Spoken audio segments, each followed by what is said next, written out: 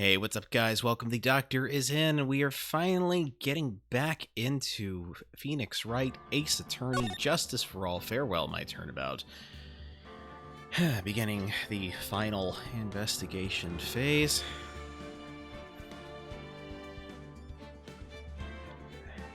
And let us see here.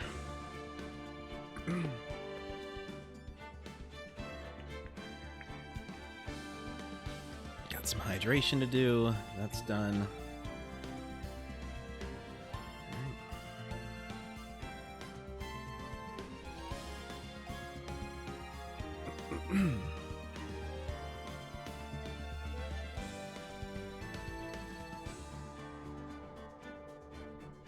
Alright, we're gonna wait for just a moment here before we get started. Let me make sure our sound alerts are working. Hello there. Okay, yeah, sounds good. Gotta get a good stretch in real quick.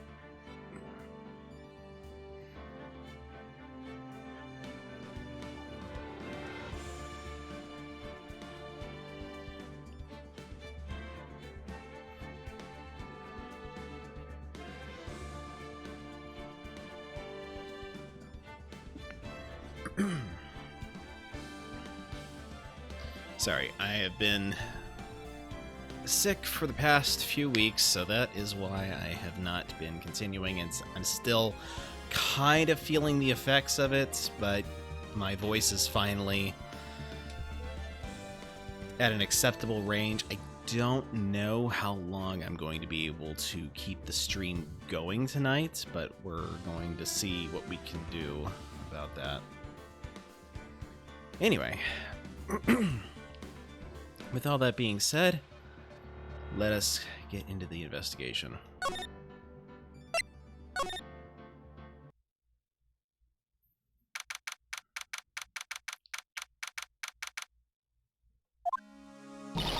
Mystic Maya!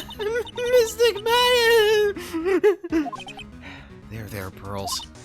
I can't take it. You are... Look, it'll be all right. Everything may still work out. The condition was that we had to get a not guilty verdict. And so far, the kidnapper has kept his word and hasn't hurt Maya. And he won't because Mr. On Guard hasn't been given a guilty sentence yet.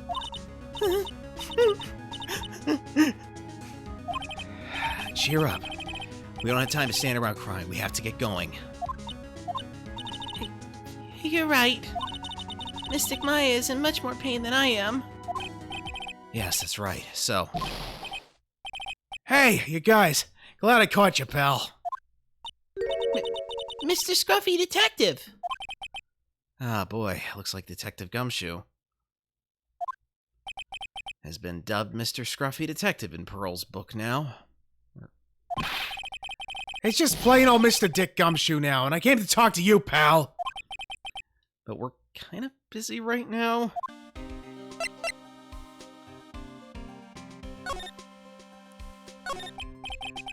So what are you gonna do from now on? What do you mean, pal? Well, you've been fired, right? So do you have a new job lined up yet? Oh, that. What am I supposed to do now, pal? I don't have anything coming in at all until my next payday. What are you talking about? You don't have another payday. I guess that means I'm just gonna have to work here at your place, pal. Say what? You'll be searching for things that'll prove Mr. On Guard's innocence all day, right? Well, yeah. So yeah, I'm gonna help you, pal. I got lots of experience in investigating and watching over people's places. And I'm great at making really simple meals, pal. I'll take care of it all. Come on, Mr. Nick. Let's let Mr. Scruffy Detective take care of things. Okay. By the way, what's your best dish? Instant noodles, pal. Why am I surrounded by people who only eat cheap, unhealthy foods?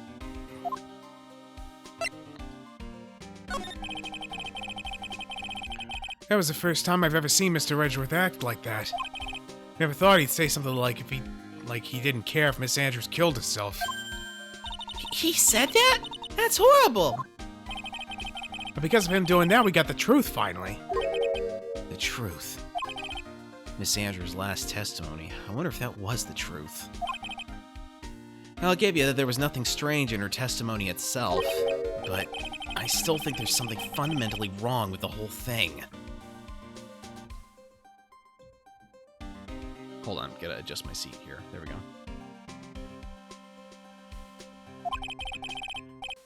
You mean about that thing, pal?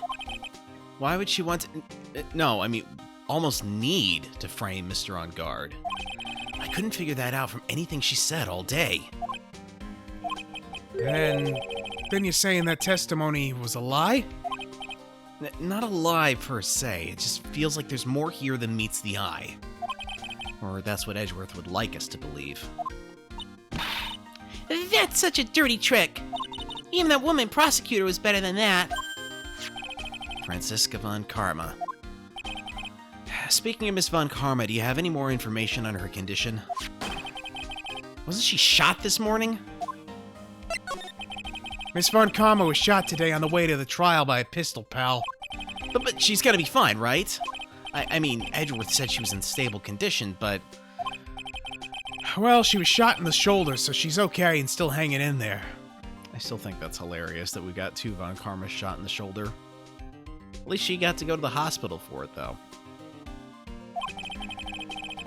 They should be done taking the bullet out, so she's probably resting at the hospital.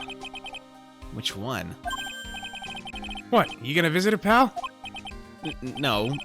Well, I was kind of thinking about it. Hey, you've actually got a heart, don't you? Hey, Petite Trianon, thank you for joining. How are you? Good to see you again as well. And thank you for redeeming first, Edfan. Just barely. And thank you for the resub, Reeve. You hear that? Noah lands wants something a bit meatier. Oh my gosh.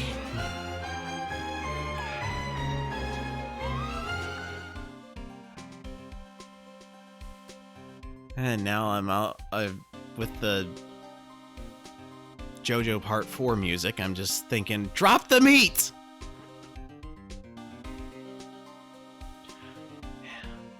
I'm doing okay. I've been better, but I'm on the mend, so I'm trying to get some streaming done because I'd like to get this case finished before the move.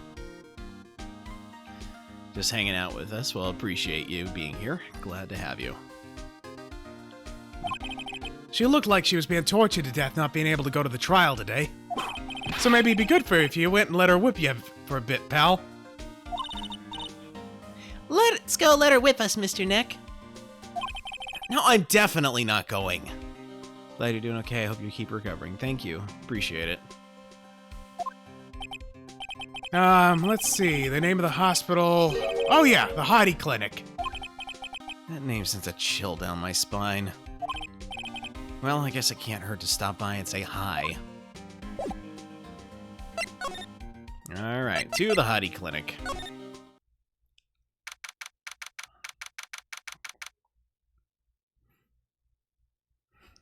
Pearls, you don't think that means what you think it means? No, it doesn't. Ah, thank you, Reeve.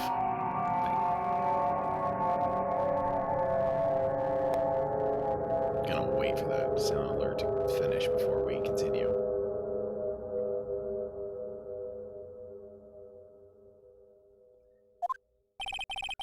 Never thought I'd ever come back to this place. Yes. Are you here to visit a patient? Hi. Wait a second, you're... Yes, I'm Director Hardy. Ho ho. Why are you still here? Yes, what is it? Can I help you? You can tell me. Yes. Director Hottie.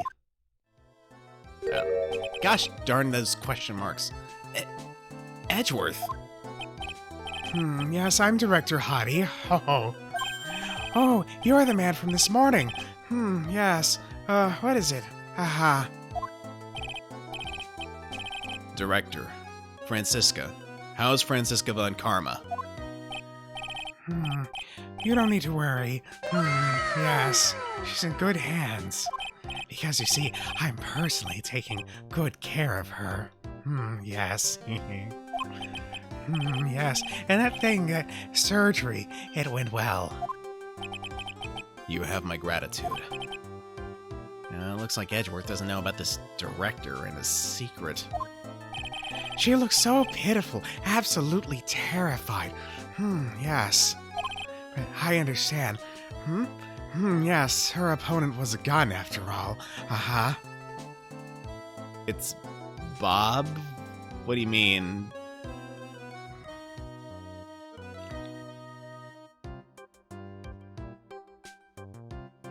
A bit off on the timing for you. Oh, wait. Bit off on the timing for the sound effects, or how do you mean?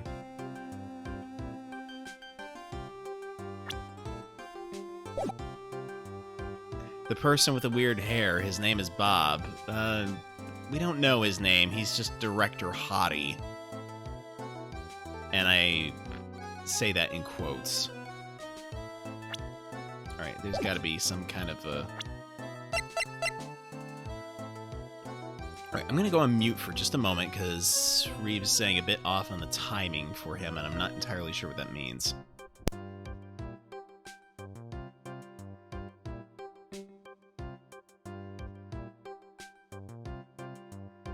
Oh, for the WoW, when you said that Karma was in good hands. When he said that Karma was in good hands. Got it. And when I snuck up on her, real secret-like, she would scream really loud. Yes. Yes, he was in a previous case. I see. But she's really cute, too. When I do that, she'd whip me with her whip. Boy, did I cry like a baby. Yes. But I think I could get used to it. Ah! Go back to your room. You're so mean. So mean. My frisky Friska. But that's good, too. Ah! Okay. Yes. It's time for my IV drops. Yes. And what are those tulips doing in your hands, Mr. Phoenix, Wright? I knew I shouldn't have come here.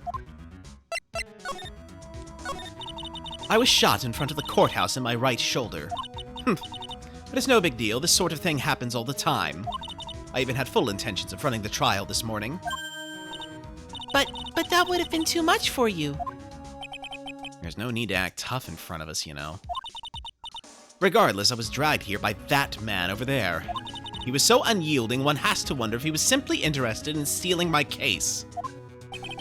It was the only logical course of action, given the bullet was still lodged in your shoulder. But by taking over the case, I found myself having to clean up after you and that irresponsible deal you made. I think I know what deal he's referring to. Miss Von Karma, you made a deal with Miss Andrews yesterday, didn't you? I don't know what you mean. In order to make sure you got your guilty verdict on Mr. Ungard, you told Miss Andrews not to testify in court today. I don't know what you're talking about. Do you have proof that I made such a deal? You're denying it? It looks like you were lucky, Mr. Phoenix, Wright. If I had been in court today, this trial would already be over. All while hiding Miss Andrews' own crime. That isn't my problem. Whether she had tampered with the evidence or not, I have only one objective, to find Ungard guilty of murder. The end justifies the means, Mr. Phoenix, Wright. The end justifies the means. Miss Von Karma? Adrian Andrews believed you when you said, if you don't tell the truth what really happened, then Ungard will be found guilty. And what does that have to do with me? Because of that, she's now in danger of being found guilty herself. All because she believed in your words until the very end. That still has nothing to do with me. She's just a weak person, that's all. But you had to know she was... Ow! I think visiting hours here are about over. So, if you'll excuse me. What's wrong? Why did she suddenly cut you off? Probably because she thinks I had the advantage in that argument. Edgeworth. What happened today at the trial, Edgeworth? That wasn't like you at all. I mean, I know you knew about Miss Andrews' condition. You could have made her testify as many times as you wanted, but to go that far... But you wouldn't testify about that until I said something. Listen, Wright, the courtroom is a garden of judgment. I'm putting myself on the line when I stand in there. And that's why I made the witness do the same. It's only natural. By the way, Edgeworth, you're really angry in court today. That's rare for you. Witness, that card, give it to me, hurry! Do you have any idea what you've stupidly yet inadvertently done? I can't believe you hid this from me all this time.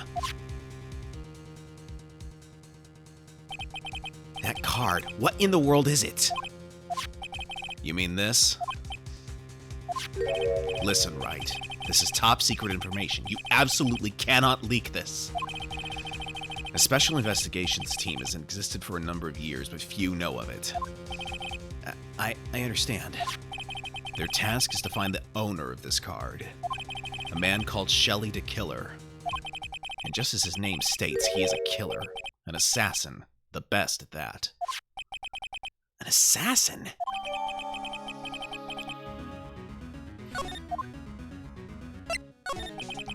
So who is this Shelley the Killer? The Killer is the name of a long-standing line of assassins. Long-standing? The name first appeared about 100 years ago, I hear. Shelley is the professional name of the third heir to the Killer name. So because his professional name is Shelley, he leaves cards with his shell on him? He has a habit of making sure to leave a card by the body of his victims. Why would he do something like that? We think it's part of his duty to his clients. His duty? If he leaves a card, then his clients can be assured it was he who killed the victim. It also serves as insurance against any charges being pushed onto his clients. I see. The Killer values the trust between his clients and himself above all else. It seems that this is one honorable assassin with a moral conscience. I guess that even honorable assassins can exist. So, you think this assassin, you think he's the one who did the killing in this case? Water sips. It would appear that way. The discovery of the card basically confirms it, wouldn't you agree? Shelley the Killer, huh? I noticed something at the trial today. You were behaving in a very strange manner. Is something the matter? I guess I should just tell him. Maya, she's been kidnapped. Kidnapped? What does a kidnapper want? An acquittal. I see. I had no idea. I will prepare a rescue team as soon as possible and resolve this by tomorrow. Really? Did you hear that, Mr. Nick? Mr. Edgeworth is going to... Stop trying to console me, Edgeworth. I don't need your pity. Mr. Nick? There's no way you can find her. We don't even have a single lead to go on. There's only one way to save her. I have to get an acquittal somehow. It's the only way. Right? Listen, you need to know something. Juan Corrida was killed by Shelley the Killer. And the client who ordered the job is Matt on guard, your own client. Please stop. I can't listen to you. I can't believe that. I see. Well, if you want to continue in your investigation, you'll need this. What is it? The hotel right now is restricted to police personnel only, as we are looking for any clues that might lead us to Shelley the Killer. But if you take this with you to the hotel, I'm sure they will let you enter. In any case, I must attend to the preparations for Maya's rescue team. We'll meet again if anything should happen. Now, if you'll excuse me. Mr. Nick? Do you think Mr. On Guard hired an assassin? No way. I mean, he doesn't have a psyche lock. Yeah, I guess not. Maya, please, all I ask is that you make it home safe and sound.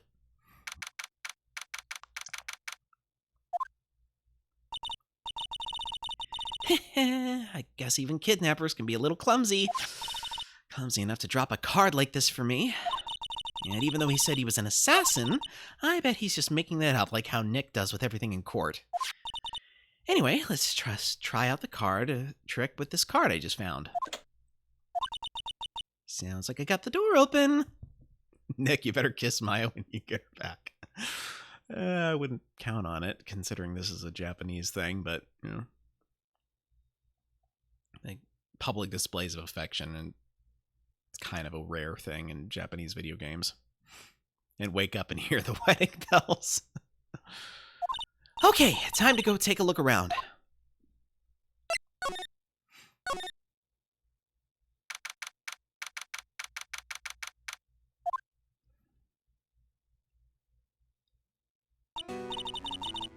What is this place?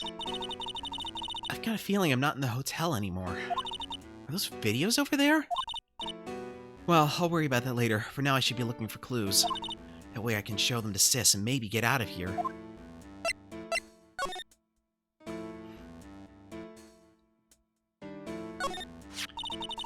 There's a framed picture sitting on this coffee table. It's a picture of a woman. She's kind of pretty. Hey, looks like something's written here. Let's see. I think it says, "With love, Celeste." I bet this could be a clue. That's weird. What's a figurine doing on a sofa in a place like this? I think it's a bear. Aw, how cute! But it's got a lot of cuts and slits on it. I wonder if it's some kind of puzzle or something. Locked, of course. And it doesn't look like you can use the card to open this door. There's a little hole at the bottom of the door. If only I was a little skinnier, then maybe I'd be able to crawl through there.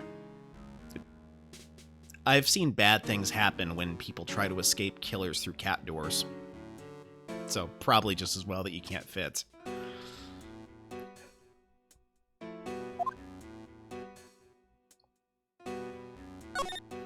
It's so dark in here that I can barely see, but these kind of feel like videotapes. All of them. Just what kind of room is this?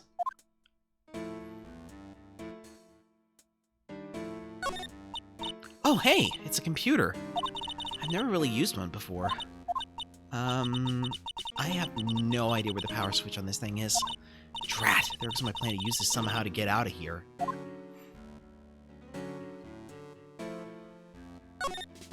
What is this thing? An antenna, I guess?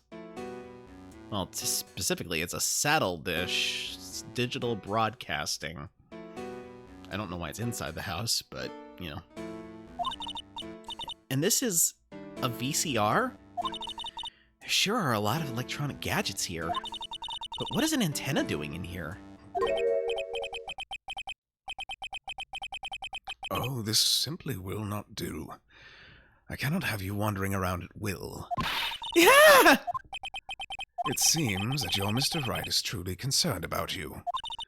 He is? For now, I would suggest you remain cooperative. If you cannot, there are ways in which I can help you. Ways? You mean... Dead men tell no tales, is how the saying goes, correct? Dead? I'm almost certain I told you on our first meeting. I'm an assassin. No way, you're lying. I mean, an assassin? People are not always who they appear to be. Nick!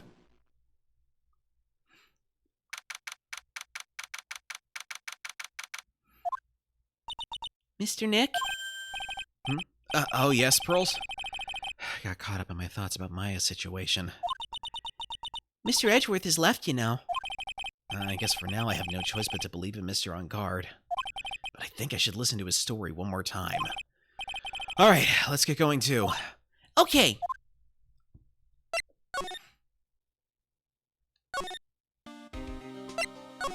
Alright, to the detention center.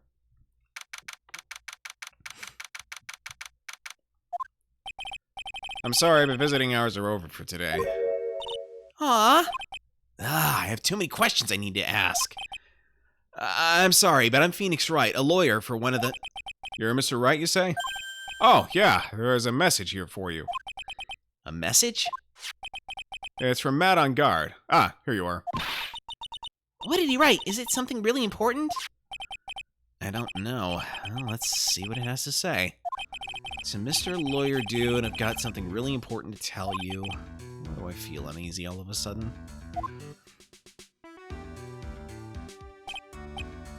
Oh, Mr. Wright. So, actually, I have a favor to ask of you. I have this cat named Shu. I didn't put a lot of food out when I left the house, so he's probably pretty hungry. You think you could drop by my house and feed Shu for me, dude? My house is just a little ways down from the hotel, alright?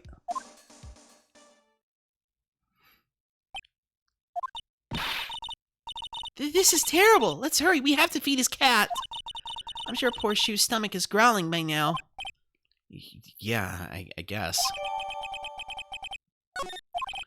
Client's request is a request. Guess I should go check up on his cat.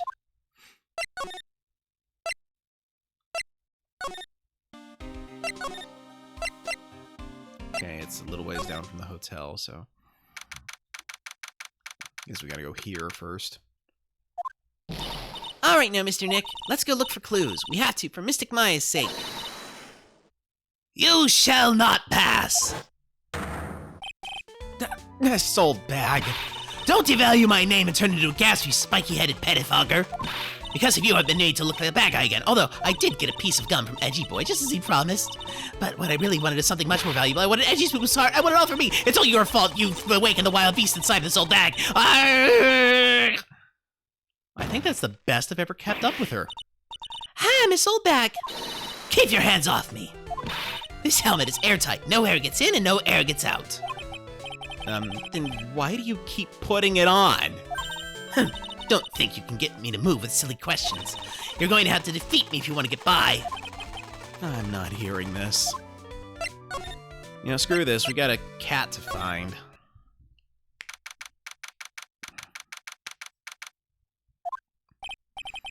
Sure is dark. I'll go turn on a light. Wow. So this is what a star's house looks like.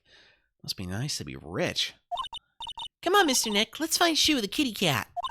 Shu! So I guess this is Shu. Oh, what a lovely cat. Hello, Shu. The cat seems to like pearls. Who's speaking? Kittens are better than people. Doc, don't you think I'm right? Yes, people will beat you and curse you and cheat you. You got me. Let's call it a night.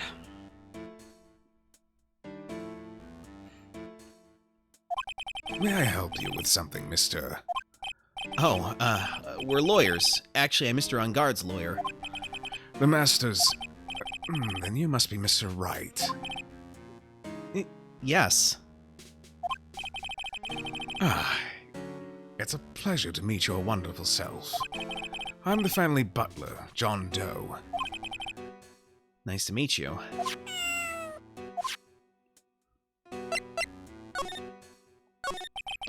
Yeah, you must know all sorts of things about Mr. On Guard, right? Honestly, sir, I don't believe my master is capable of such a foul deed as murder.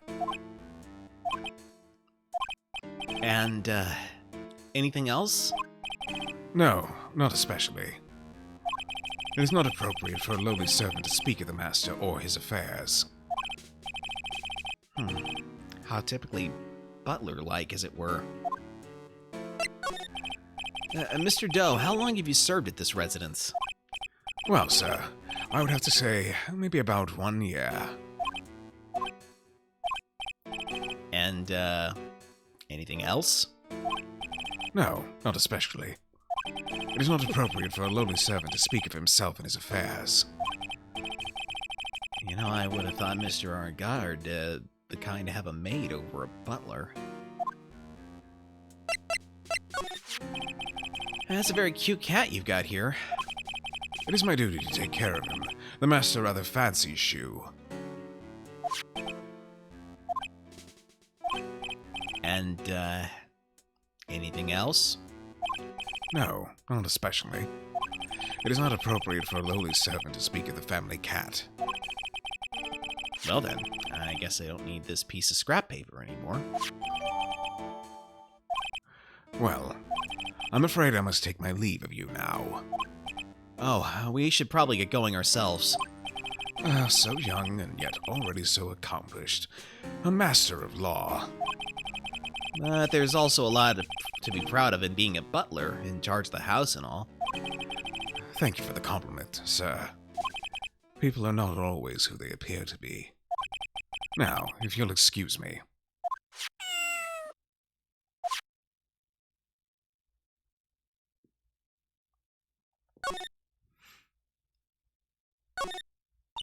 There's a small door at the bottom of this bigger door, Mr. Nick. I bet it's for Mr. On Guard's cat to use. Oh, you mean Shoe? The door, it's locked tight. Well, I guess that's to keep nosy people like me from entering it. It's very comfortable in the spacious lounge set. I wonder if famous stars drop by and sit around and have a good time. In any case, I really don't belong here, do I? What is with me and feeling inferior today? You know where Maya is? Yep. And if Nick was any smarter, he would realize that there's something a bit fishy about being asked to go take care of someone's cat when the person has a butler to take care of the cat.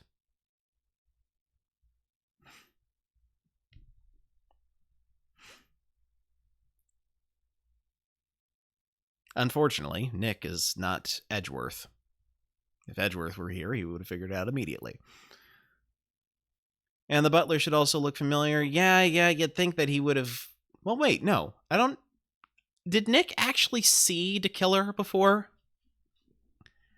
I know Maya did back at the hotel, and he had the bellboy outfit on, but I don't recall if there was...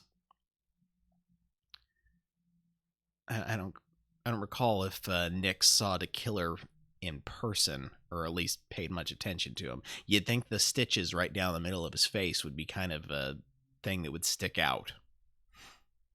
Of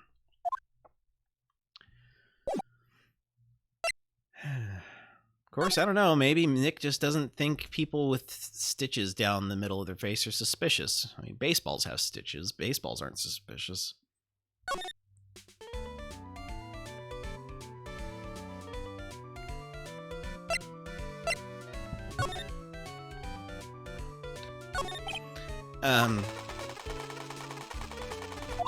Ha! You're a million light years too early to be asking me questions, whippersnapper. Looks like the only way I'm going to get any investigating done is to first do something about this kooky alien. Alright, so it looks like we got to present that letter of introduction that Edgeworth was so kind to give us. Maybe if I show her this letter I got from Edgeworth. Miss Oldbag, if you would look at... What? You want me to look at this worthless piece of...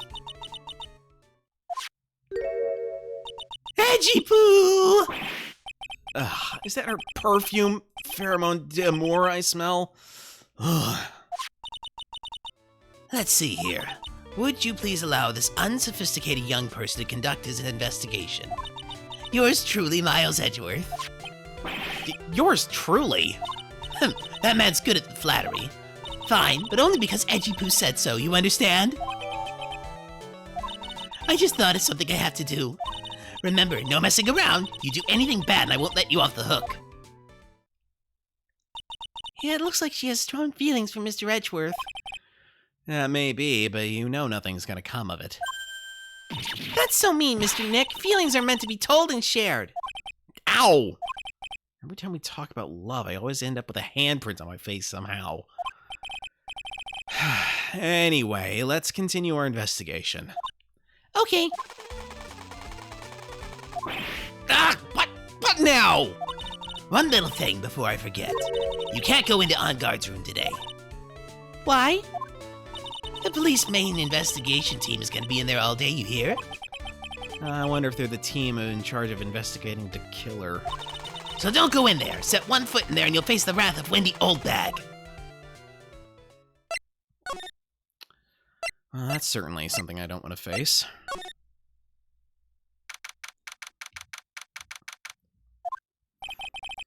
Looks like we're the only ones here. And yet, the hotel seems so busy somehow. Probably because the police team is scouring for clues about the killer.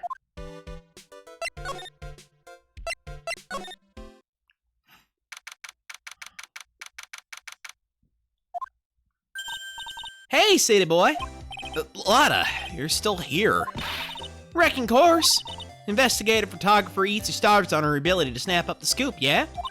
And this hotel just has that aura of mystery. You don't like something's always about to happen. I mean, this is the Gatewater Hotel where Wright was involved in his wiretapping schemes. And also where April May called the police on seeing Wright murder Mia. And then pretend it was someone else that she saw.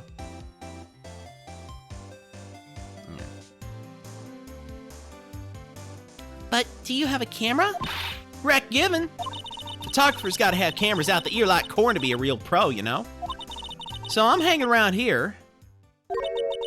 Speaking of cameras and feeding the mouth, you have mine, you breath thief? Why can't you drop that thief thing already? I want to ask you about the night of the murder. What, you really gonna shell out the bucks for the info I got? Lotta, you were loitering in this hallway the night of the murder, were you not? Well, kinda, but... Brace yourself, Phoenix. Here it comes. I didn't exactly hang around here the entire time, you know? Followed a few stars around. Got a few autographs, shook a few hands, had a soda pop with a few of them, too. Looks like she wasn't here the entire time that night. The security lady also wasn't in this hallway the whole time either. I guess this means there's no one who can tell us who came and went that night. So, about the note that was inside your camera case. Oh, that little ditty I wrote? Yeah. Can I believe that what you've written? You mean the stuff about Angard shoving his manager lady on the corridor? Yeah. Ah, well, I reckon you best not be believing that. What? Look, I sort of wrote that on a whim, you know? Writing whatever came to mind. Whatever came to mind? Yeah, when you get down to it, it's just a lot of random bulldooders.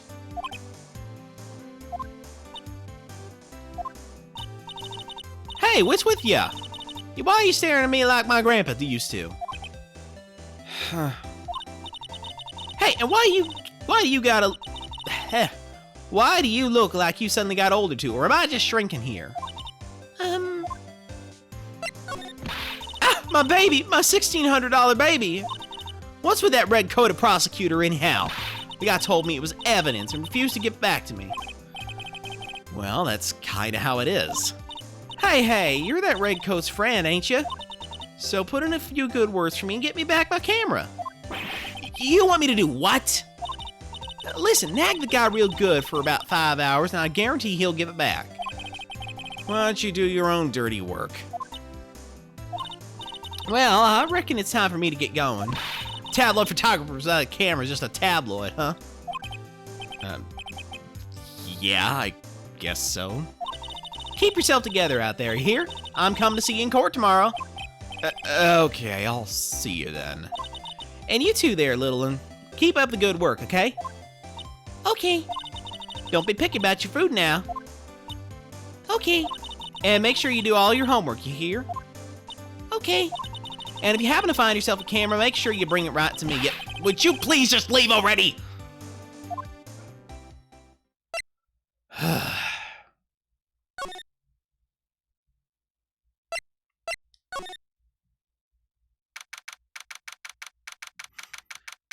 Oh, I can't bear it!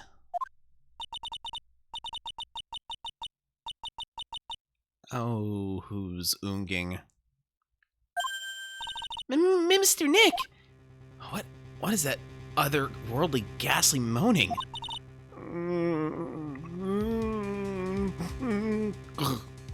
I hate evil ghosts!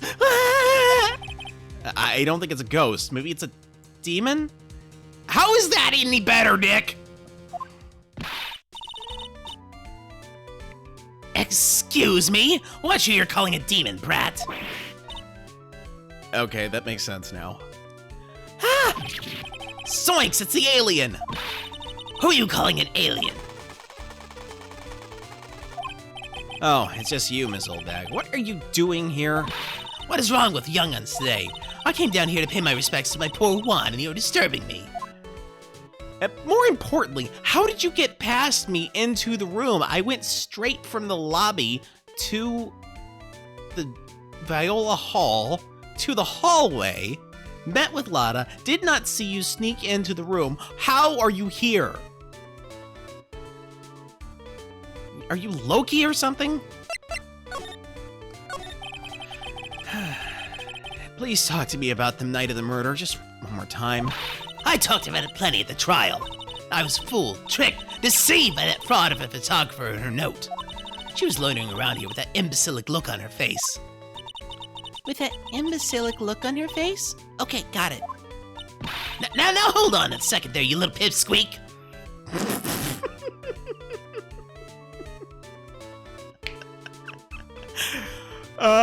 The voice I picked for her paid off.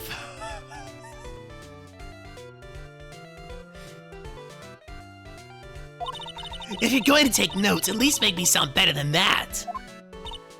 Oh, all right. Now I've seen everything. But you know, I was working that night too, doing my job, minding my own business. So it's not like I had time to waste standing around here the whole night. I was wondering if you could tell me a bit more about Mr. Corrida. He was the most popular star, you know, especially where it counts, in my book. Well, and I heard that he was lagging behind in the polls against Mr. On Guard. Well, that's just a recent thing. Bad luck and all that, you know.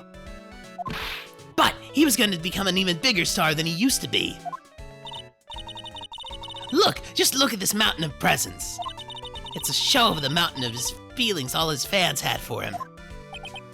Yeah, the mountain is pretty big and certainly nothing to shake a stick at. Mr. Nick, Huh? What is it, Pearls? the presents. They're all bears, right?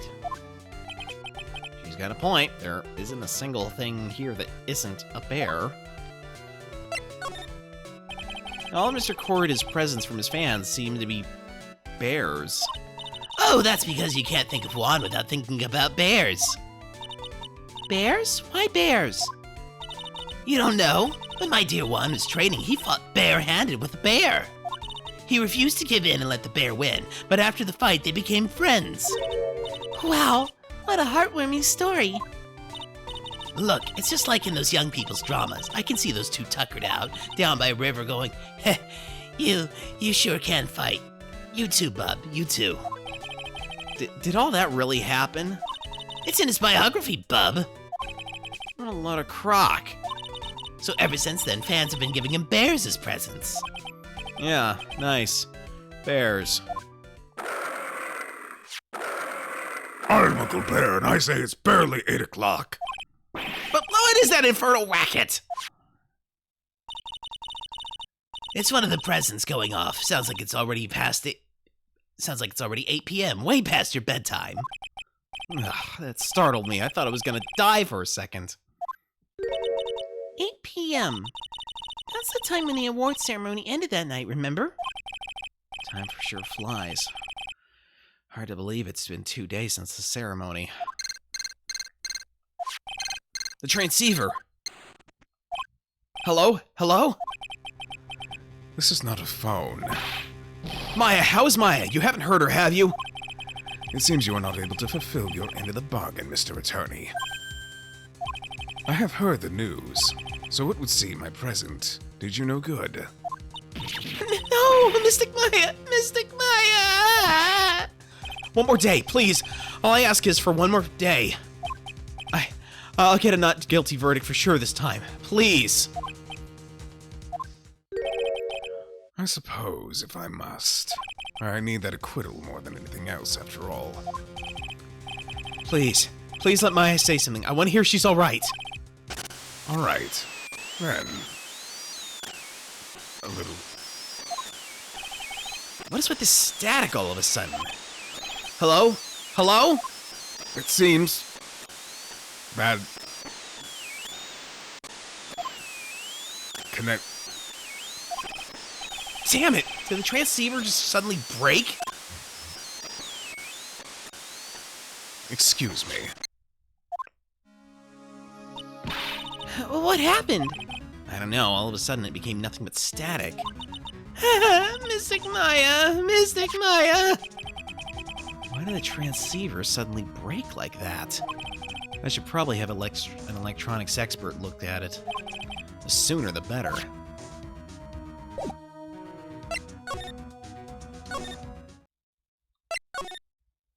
Who do you know who's an electronics expert?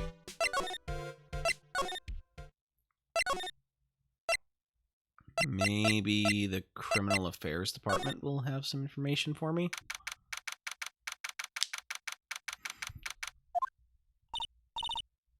Wow, everybody looks really busy with something or another.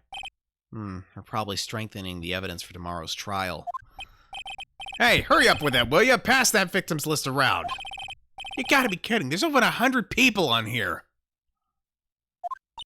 Mr. Nick, is Mr. Ungar really that big and bad of a criminal? Actually, Pearls... never mind, it sounds like they're working on a different case.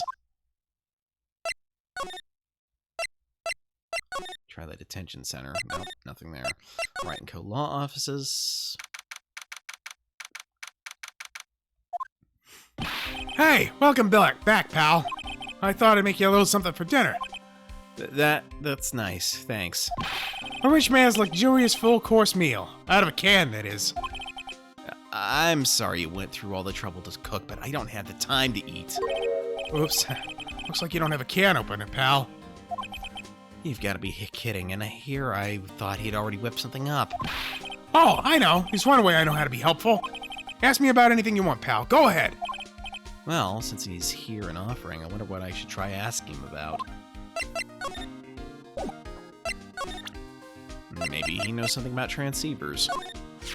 The transceiver. Oh, Mr. Nick, you should ask Mr. Scruffy Detective about that thing.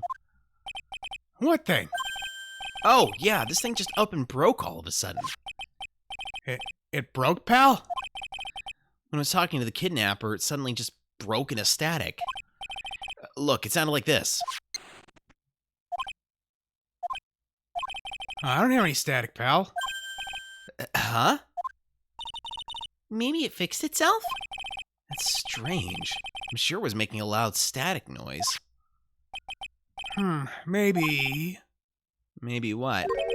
Maybe it was an electromagnetic interference, pal. Electromagnetic interference?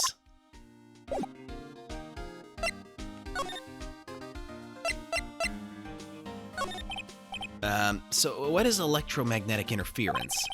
It's something that happens when a radio wave gets mixed up with another signal, pal. Oh, when you put it that way. I don't understand what you're talking about.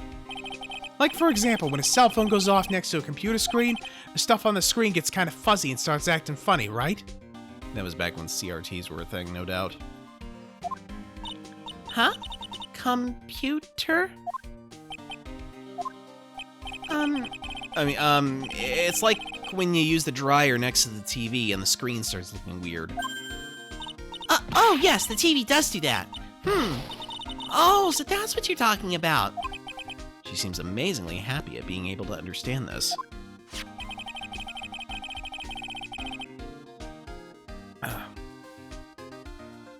So, the room you were in when that interference to the transceiver happened, there's gotta be something that's sending out very strong radio waves, pal. Something like a listening device or something. Ah! Hey, speaking of that, where were you when it happened? We were in Mr. Corrida's room, the scene of the murder. What? That's it. I'm gonna sneak into the precinct to get a bug sweeper. I'll meet you at the crime scene later, alright, pal? Wait, Gumshoe! Oh yeah, baby. It's investigating time. I'm on fire, pal. My ink fingers are itching to go. Perfect timing, Reeve. Yeah! We should be going too, Mr. Nick. All right, let's go.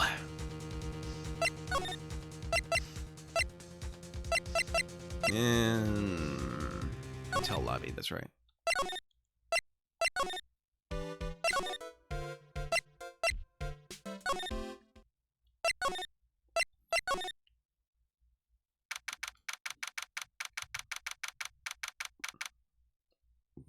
Okay, I'm gonna take a few minutes break here, get up and move about, and I'll be back in a few minutes. Which, of course, is implied by saying that I was going to take a few minutes break. Oh, and I forgot to turn this on. Hold up. There we go. All right, be right back.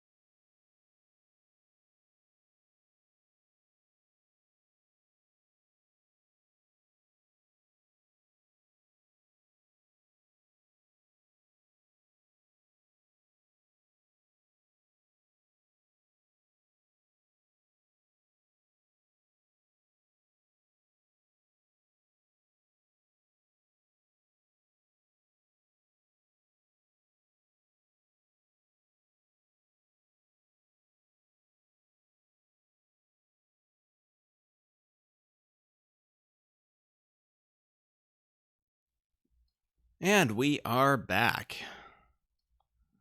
Huzzah.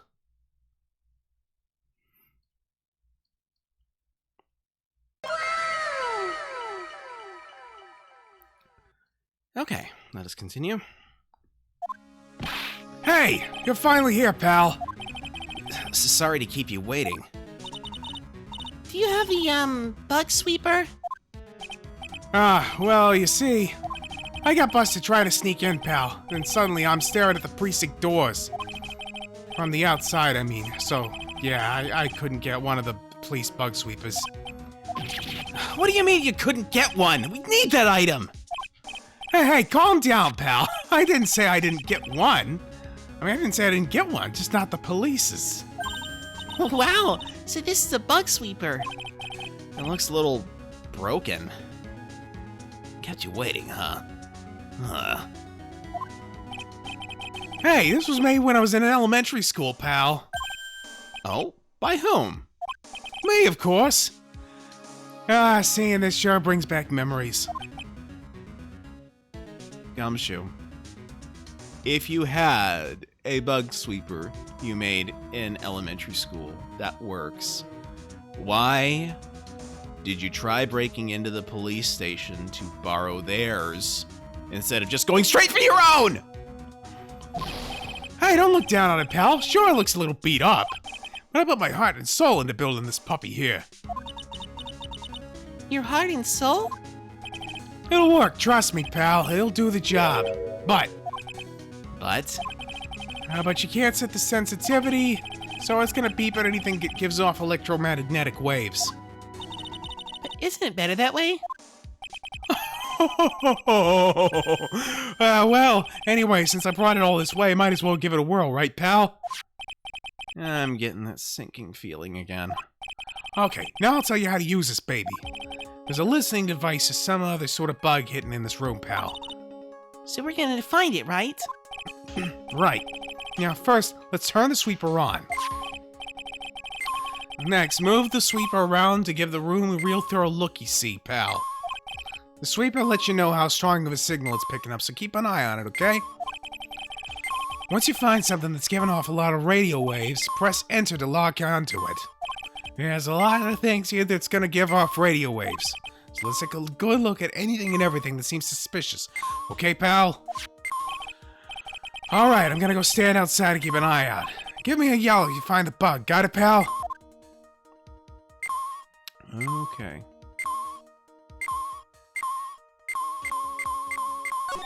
Lamp, check. Listening device, nope. There are lots of lamps in this room, aren't there, Mr. Nick? Yeah. And they're all on. You shouldn't do that, Mr. Nick. Don't you know that's wasteful? Yeah, I'll be more conscientious from now on. Sorry.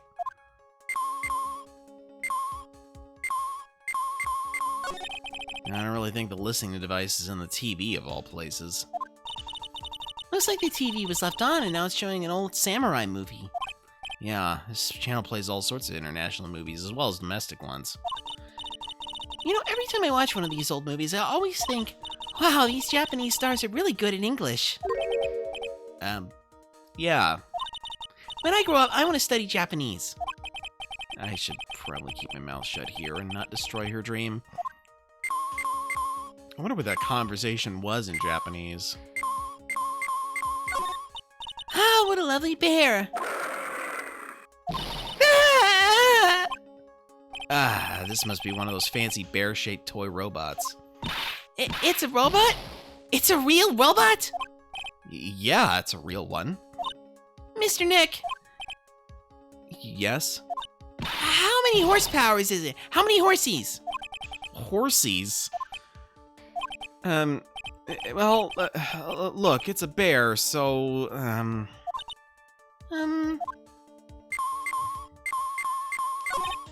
Well, the phone is the most common place for a listening device, I'd say. But let's take the receiver apart first before we get ahead of ourselves here. Wow, you know a lot about electronics, don't you, Mr. Nick? Yeah, I know tons, especially when it comes to taking them apart. It's my specialty. I'll leave the fixing part up to Gumshoe. So, is there a listening device in there? No. I really thought it had to be in the phone, too. I mean, I've had experience with listening devices being found in phones. A cell phone. Nope, no bugs in here. A cell phone. But what? Don't tell me you don't know what a cell phone is. I'm sorry, I've never seen one before. Now that she mentions it, my cell phone couldn't get any reception while I was staying in Karine Village. And Pearls has never lived outside of that village, so... Well, I guess I can't say it's impossible to live without one.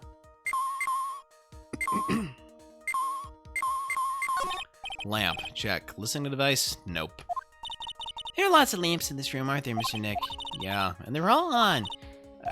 okay, we've had this conversation before, Pearls, okay? I won't leave lamps on at the office. This is not really something that's any of my concern, though, because guess what? This ain't my office.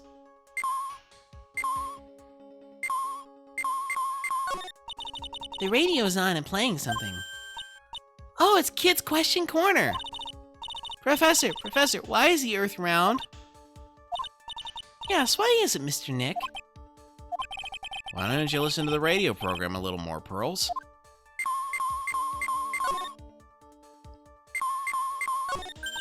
Wow, there's a really delicious loaf of bread in here. Looks like it's been on keep warm all this time since the murder. Well, Mr. Scruffy Detective always says gotta keep the trail and crime scene warm. I think the keep warm in that case is a little more metaphorical.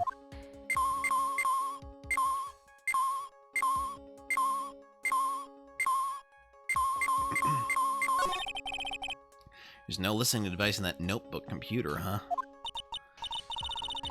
What's a notebook computer? Do you know what a notebook is? Yes, it's a small book with paper that you can write on. So? Well, that thing is like a notebook in a way. It's basically a small laptop. Mr. Nick, what's a laptop?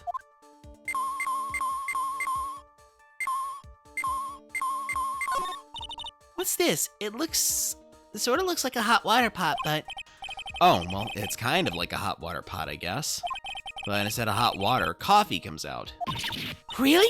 This pot can do that? Is there a pot that orange juice comes out of?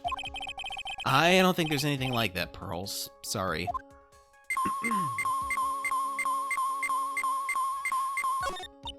Oh, the water in this hot water pot has run out.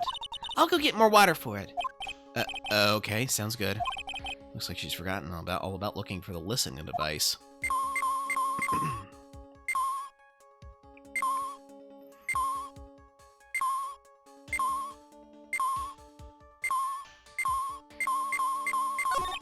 Well, it certainly looks like an alarm clock. What's wrong? Why do you look troubled? I just can't imagine the listening device being inside of this alarm clock. It just sort of reminded me of something that happened a long time ago. Oh, Well, anyway, it looks like the listening device is in here.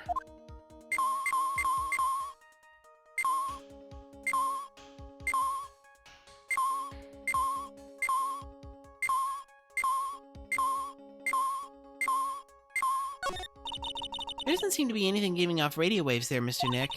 Keep a careful eye on the bug sweeper and let's try again. The sweeper isn't exactly the best. Well, make do with what you have, right?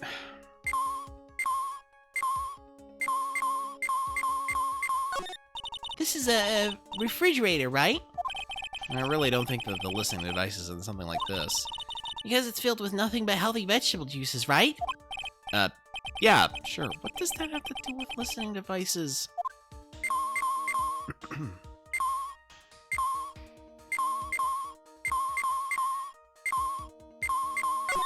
It's the TV's remote control, but it doesn't look like the listening device is in here. So I was thinking, I wonder if a TV remote works on other things, like, can it make you change your expressions like TV channels? Zap! Hey! But if I could... Oh, the people I would give the old mute button to. Well, I don't think it's gonna work on me. Why don't we try it on Maya tomorrow, okay? Okay. It's a plain old calculator. It says 50 on it. Maybe he's calculating his allowance? A whole 50 cents? Maybe if he was a spirit medium.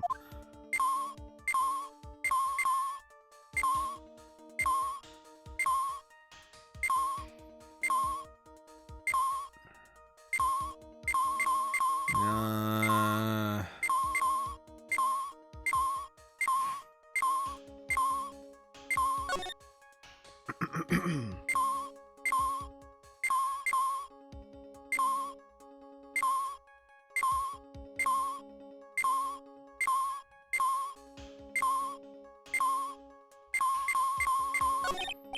the listening device isn't in the air conditioner. Ah, yuck! This air filter's covered in dust and dirt. Yeah. Come on, Mr. Nick, let's wash it. I wonder if being a neat freak makes even the tiniest dust bunny look colossal. What? Oh, nothing.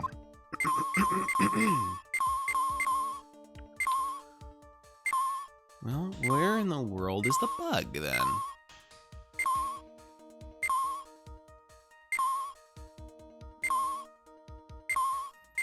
Okay, we've already checked the lamp.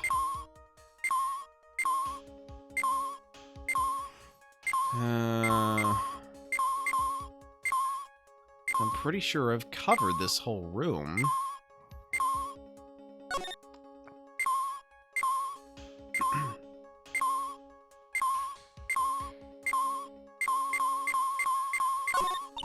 What's this? It's a small video camera. No listening device in this gizmo. Everyone's trying to make everything smaller and smaller lately, aren't they, Mr. Nick? Yeah, that's what it seems like. But I want to grow bigger and bigger. Well, eating only vegetables isn't going to help you there. You have to eat meat, too.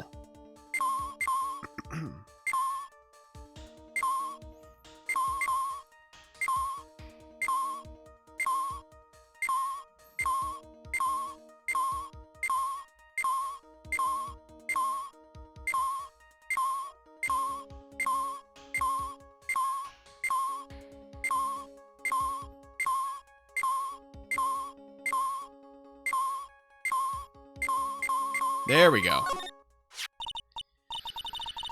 This is just a giant stuffed teddy bear, right?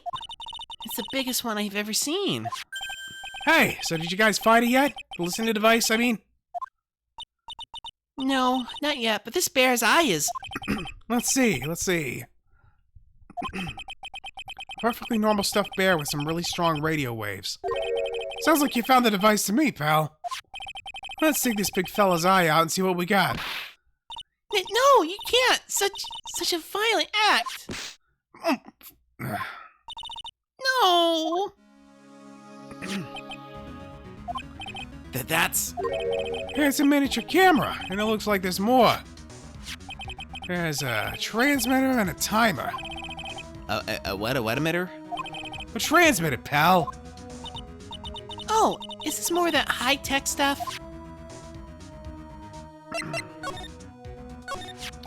So this tiny thing is a camera? Yep, it's a pinhole CCD camera, pal. It's a small, high-grade video camera mostly used in security systems. So it's a video camera. It runs out of battery, which comes with it in a set. But there's no videotape in this camera. Okay, I need to adjust my seat. Hold on.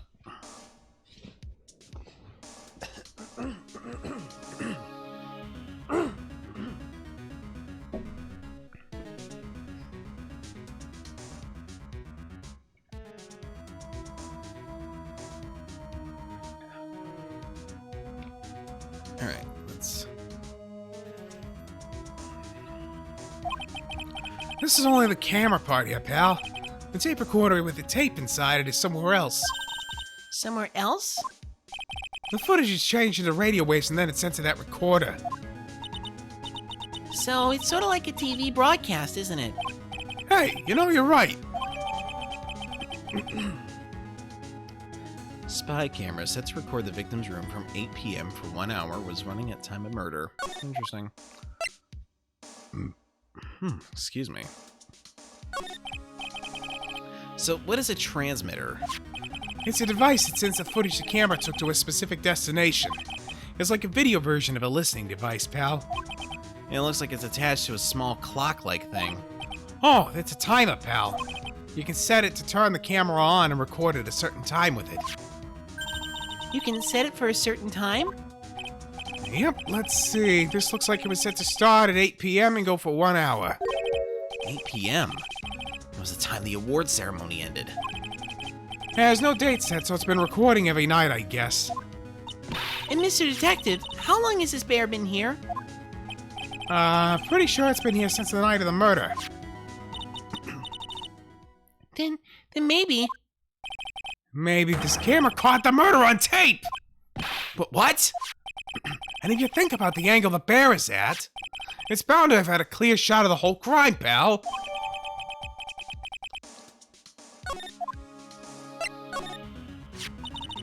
So there was a camera in this bear's eye? And it was disguised as a present. You know, I'm sure it was here on the night of the murder, pal. It's pretty big, so it stands up pretty well in my mind. But who gave Mr. Corrida this present? I don't know, pal. But this means that someone out there's got a video of what happened here that night. Isn't there any way we can find out who that person is? That's impossible, pal. Radio waves can be sent almost anywhere, so there's no real way to find out. Oh. Is there really no way to find out? I got it! What?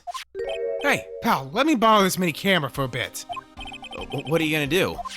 I'm gonna go around to the electronic shops and see if I can find out who bought this.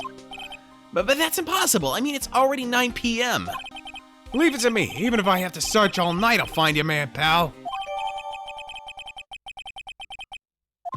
Oh yeah, baby. It's investigating time. I'm on fire, pal. My fingers are itching to go. Yeah! He's gone. Yeah. Mr. Scruffy Detective sure is a nice man. He's pushing himself so hard, all for Mystic Maya's sake. It's a mystery how you always manage to do things in the most inefficient ways, right? Ah! You'll have to excuse me. I heard your conversation just now. Edgeworth, what are you doing here? A rescue team has been created and deployed. I can't say I'm optimistic, but we have to move forward, one step at a time. I see. Thanks. Don't thank me yet. We still have to find her. Huh. So there was a spy camera hidden inside this stuffed animal, huh? You're one lucky man, Wright. Do you know this stuffed bear, little girl?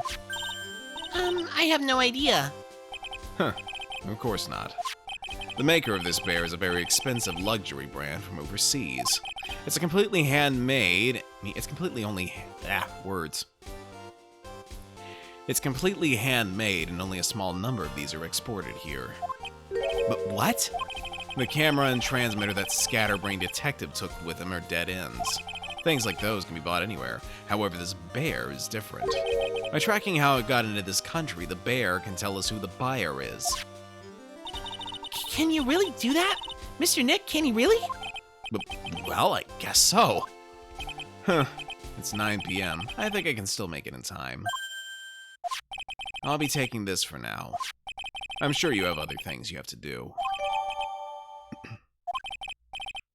See you soon, Wright.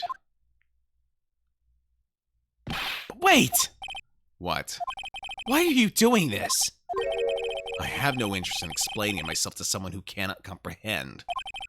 But besides that, Wright, until court reconvenes tomorrow, you should concern yourself with this question. Who was the person that murdered Juan Corrida? The real killer? Do you really still think it was Adrian Andrews? To be honest, I don't know anymore. You still have a little time left. Find the truth, Wright. Everything begins with the truth. Juan Corrida's real killer, Miss Andrews' past. The kidnapper whose sole condition is an acquittal for Mr. On Guard. And this card, Shelley the Killer.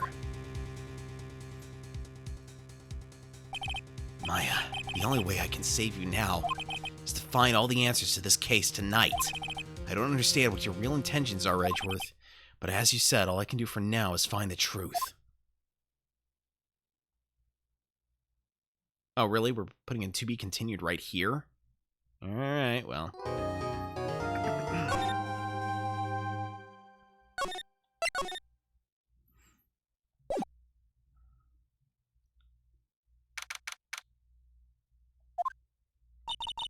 It's past 9 p.m. already, isn't it? I wonder if Mr. Edgeworth has already found Mystic Maya. These things take time. I'd say probably not. The police are professionals, Pearls. They'll find her, so don't you worry. And if we can win a not guilty verdict tomorrow, then everything will be okay. You're right.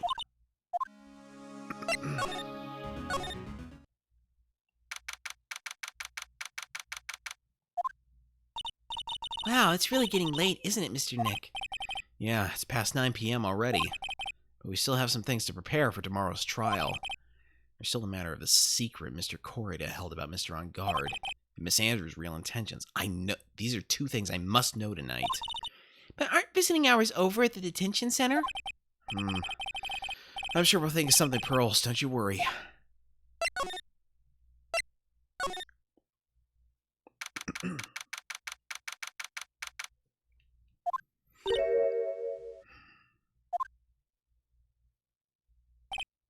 Hey, wait! What is it, whippersnapper?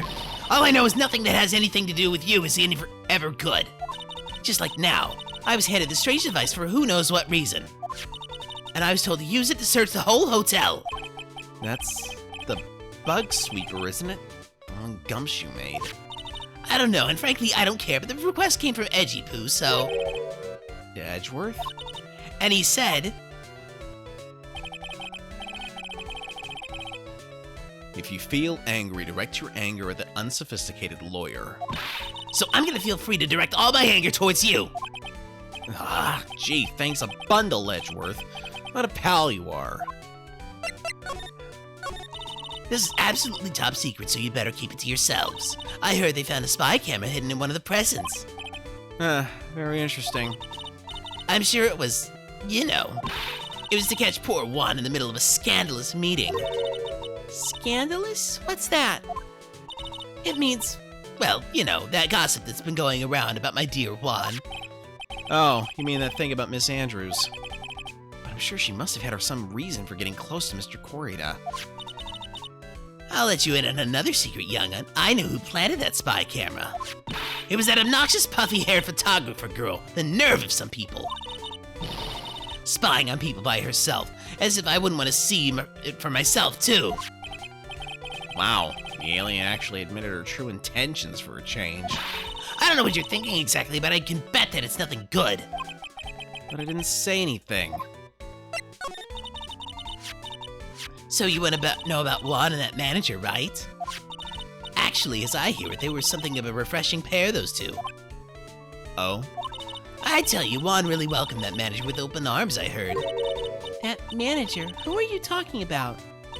You don't know? That manager woman Juan had. It's a shame she killed herself, though. Oh, you're talking about Miss Celeste Impacts, Miss Andrews' mentor, right? Yes, that's the one. That Celeste girl. She was supposed to get married, you know. But married? You mean to Mr. Corrida? Really, you young kids today don't know anything, do you? That girl Celeste killed herself 3 days after their marriage announcement. 3 days after their marriage announcement? What in the... Why did Miss Impacts want to kill herself? She was going to get married. Well, that's because... she was thrown away, you see, by Juan. What? But they were going to get married, right? They promised each other, right? They held a grand announcement session, but 3 days later, Juan suddenly canceled their marriage. Is that true? It was in the weekly magazines. But why? Why did he do that? That was not in the magazines, unfortunately. I see. That night after Juan called off the wedding, that manager, Celeste, killed herself. How terrible. I wonder what happened between those two.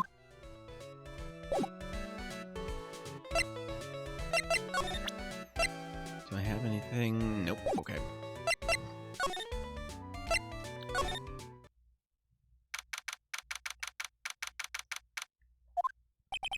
On that night, there must have been at least a few hundred people here.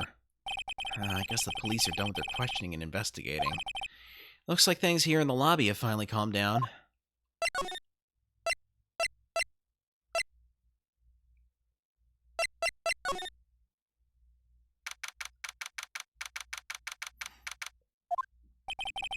And it looks like no one's around.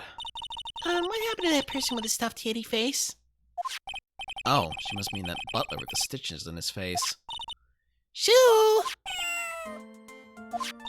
Oh, there you are. I guess you're still awake, huh, Shoo? Come on, let's play. I wonder if that butler, Mr. Doe, is already asleep or not.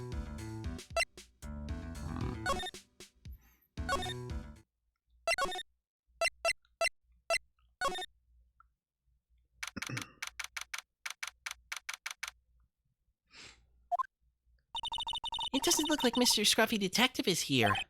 Well, he's out there with that camera asking around at all the electronics stores. Then I'll make some salad for him for dinner. Yeah, it looks like Pearls really appreciates what Gumshoe is doing for us. Mr. Nick, Yes? where is the lettuce? I don't think I've ever bought lettuce before. Oh, I guess I have to give up on making a salad then. How not see you for a while? How are you? You okay? I okay. How you?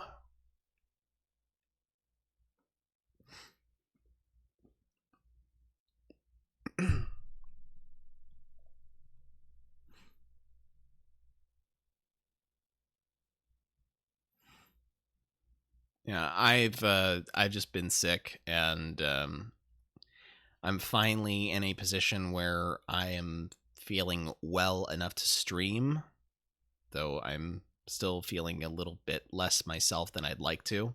But we're pushing through, I'm glad to hear you're doing well, and glad to have you back. Anyway, where was I? Guess the lack of lettuce is kind of a problem. Now let's try the detention center.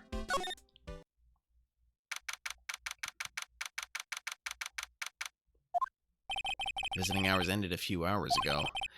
Looks like we're not going to get a chance to talk with Mr. On Guard tonight. But isn't what we have to ask very important? Yeah, but I don't think that matters to the guard. Alright, Criminal Affairs Department.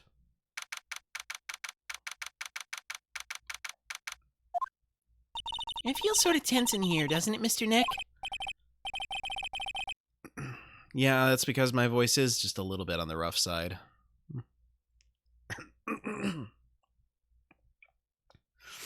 Had an unspecified virus of unknown origin.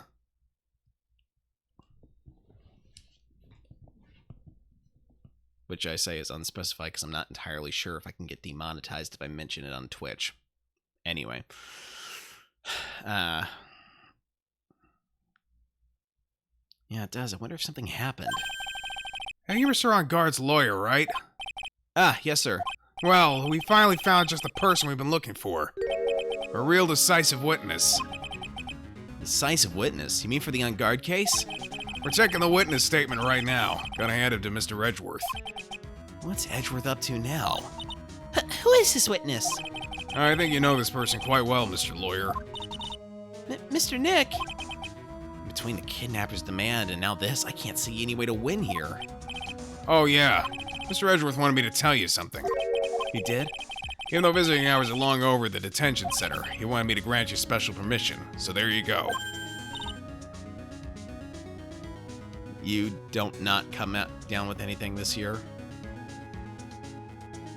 Do you mean you haven't come down with anything, or you have? Because don't not's kind of a double negative. What? I've already called them so they know. Go on, go talk to your heart's content. Thank you very much. This is such good news, Mr. Nick. Go talk to your heart's content. Sounds like the police are pretty sure they have tomorrow's trial in the bag. You haven't? Okay. Well, that's good. Glad to hear that. It's been a couple years since I've had any come down with anything myself, honestly. At least anything that would come with a fever. But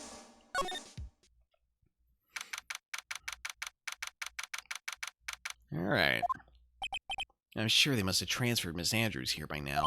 So that means that both Mr. On Guard and Miss Andrews are in this detention center. Now then, whose story do I want to hear? Let's try Adrian. Oh, it's you. I'm sorry to be visiting at such a late hour, but there are a few questions I absolutely have to ask you tonight. Me? I thought your client was Matt. I'm sure Miss Andrews knows something. She can't be clueless about this secret Mr. Corrida had on Mr. On Guard.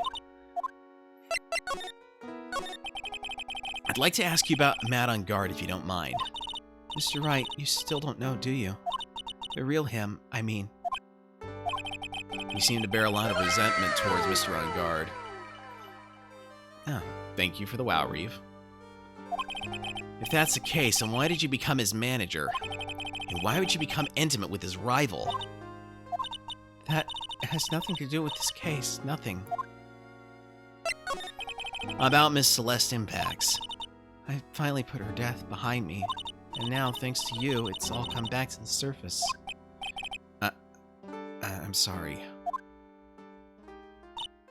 Yes, I was shocked by her suicide, and it's true that when I heard the rumor that Juan was the one who had hidden her suicide note, I began to draw close to him. I wanted to get her suicide note back and to burn it. You wanted to burn it? But why? I didn't want to spread just like another piece of gossip, but I never held any murder's intent towards Juan. You watched the Doctor Who YouTube video on Discord? You put a Doctor Who YouTube video on Discord recently? I don't recall this. Of course, I've also been kind of out of it, so I don't know. I would never do something so stupid. The suicide note, huh? I wonder what it said. Why did you try to frame Mr. On Guard? That's simple. Because he's the killer, that's why. Isn't it the duty of every good citizen to inform the police? But there had to be another way. The police are excellent at doing their job, so they'd figure it out, right? Says the lawyer who's had innocent clients all this time. Yes, they're so good that they couldn't figure out the real truth behind Celeste's death. Miss Andrews.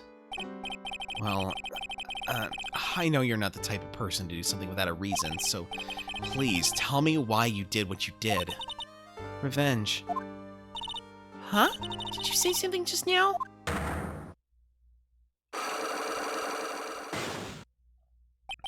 A psyche lock, huh? Don't you understand yet? You're not my lawyer. To be honest, you're more like my enemy. But... I'm sure I just heard Miss Andrews say, revenge. Alright, what are we looking at here? Take that!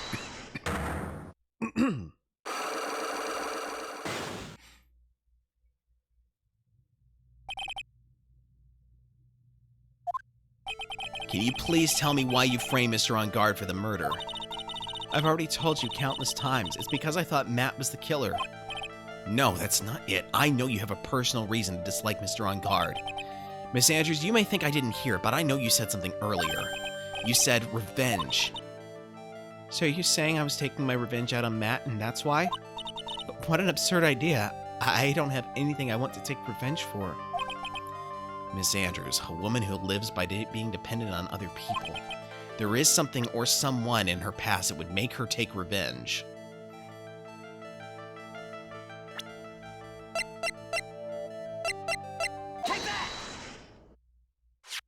Celeste? There's only one catalyst that could cause such strong feelings and even revenge. And that's Miss Impacts' suicide. Thank you for the squid, Rocky. I love that emote. What are you trying to say? Celeste was Juan's manager. On top of that, the one who hid her suicide note was also Juan. What does all this have to do with Matt? You're right, you haven't mentioned him. Yet. But for you to hate Mr. On Guard, it would have to mean that he must have had some relation to Miss Impacts and her suicide. Can you explain to me what this relation... Can you explain to me this relation between Celeste and Matt?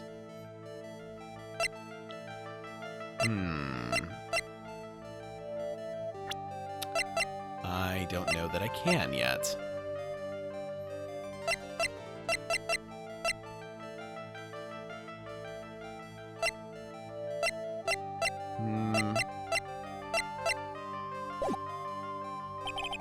don't think I have enough evidence yet. I should investigate and gather some more clues before I try again. Alright.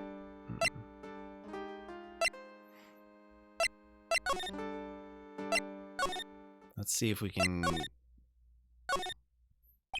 Now then, whose story do I want to hear?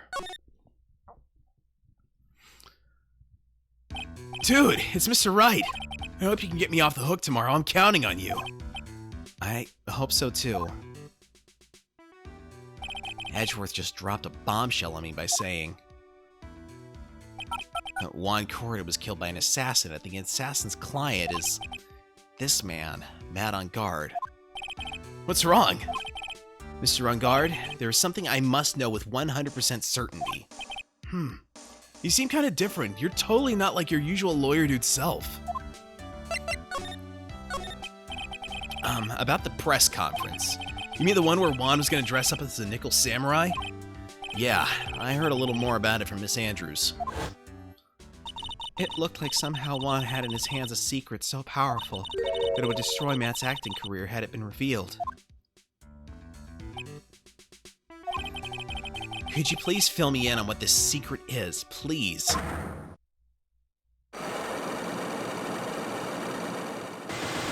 Holy cats. I knew this was coming. He looks like he's from the 80s. Yeah, got a little bit of that vibe. Mr. Nick, don't tell me. Psyche locks. You said a secret, right? But I don't have any idea what it is. Do you, dude? Objection! Thank you for joining Digital Xeraphim. How are you? Alright. I'm gonna give some shout-outs here now that we've got some streamers in the chat. Alright.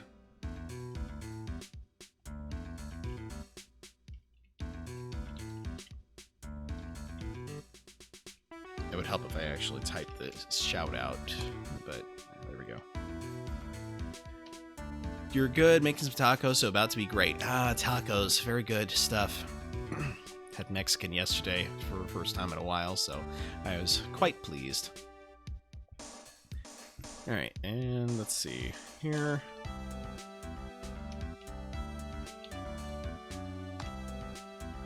Alright, so lesson, if you see a stranger, follow him. We've got Revolution Live, who's been playing Golden Sun, and Digital Xeraphim, who's been playing the new game Wolong Fallen Dynasty. Both are very good streamers, so if you have any inkling in following either of these two, I strongly suggest that you go do so. Alright. Where was I?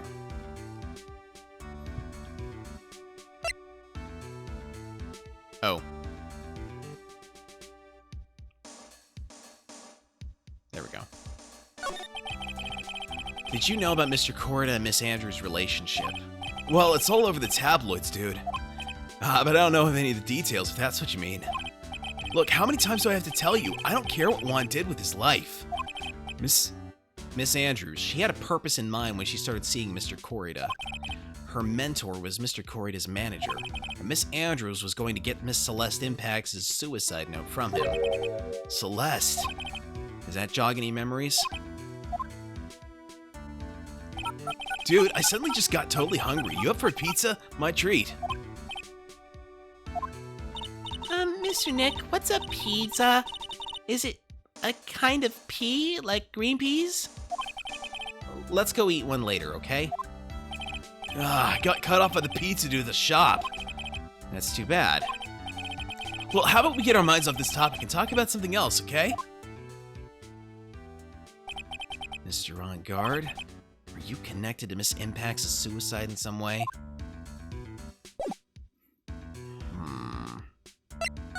I don't know that we've got... You have to go now, but hope you have a good rest of the stream. Alright, well thank you, Reed. Appreciate you being here as always. Hope you have a good evening. Alright, so what are we missing here?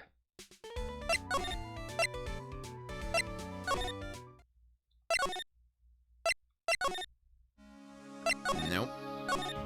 I must be missing something because...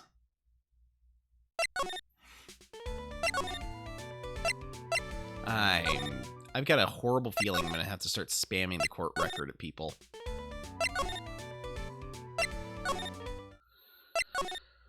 Okay, let's see. We've already been to the criminal affairs department, so let's go to the right.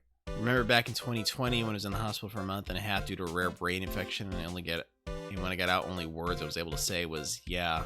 No, that's not fun. Glad you're doing better. Alright. Let's see. This article, what's this? No, that's not helpful. Lada's camera. Hotel guide map.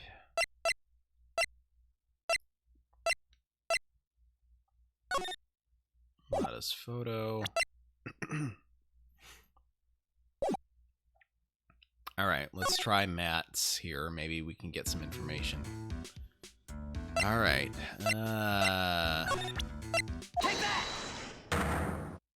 And maybe we can get something that will point us in the right direction.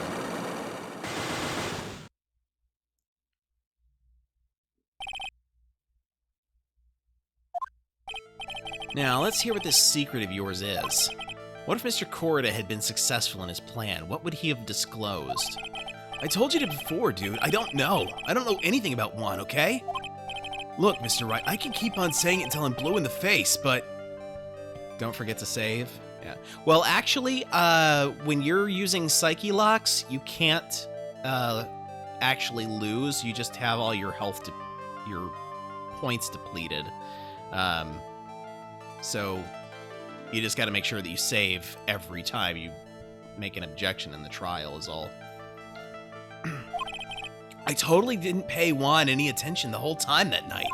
I mean, come on, I was in the middle of a nap. Don't lie to me. Huh? I know you pay close attention to Mr. Corda, especially on that night. Oh, okay. I know what evidence I need, but I don't have it yet. Alright, so... let's try going back to the Wright & Co. law offices and to the hotel lobby. Wrong way. And we're gonna go to the... maybe we'll see something in here. Oh, there's a giant cooking hearth here. That's actually a fireplace. How are they different, Mr. Nick? You know, I've never actually seen a hearth before, come to think of it. You should come and visit Fay Manor then. I'll show you one when you do. And it's a very comfortable and spacious lounge set. I wonder if famous stars drop by and sit around and have a good time. In any case, I don't really belong here, do I? What is with me of feeling inferior today? Oh, wait a minute, that's right. Okay, so there's... let me go to the hotel. Alright, let's go back to...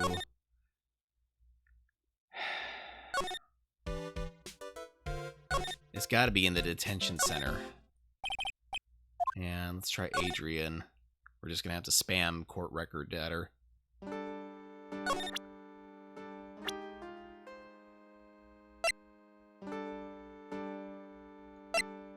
Alright, let's try presenting her. Celeste was my mentor. She was a strong woman. She wouldn't kill herself over any old trifling matter. So, you have some ideas of why she killed herself? Yes, I suppose. Nope. Alright, that didn't work. Let's try presenting that. Miss Andrews? That things have come to this. I have nothing left to say about that man. Not one word. Ugh. He's a very prideful man, or rather was. He absolutely had to compete with Matt in everything, no matter what it was. He really was such an idiot. Miss Andrews? Well, I guess maybe all stars are like that. Never give any thought to other people's feelings.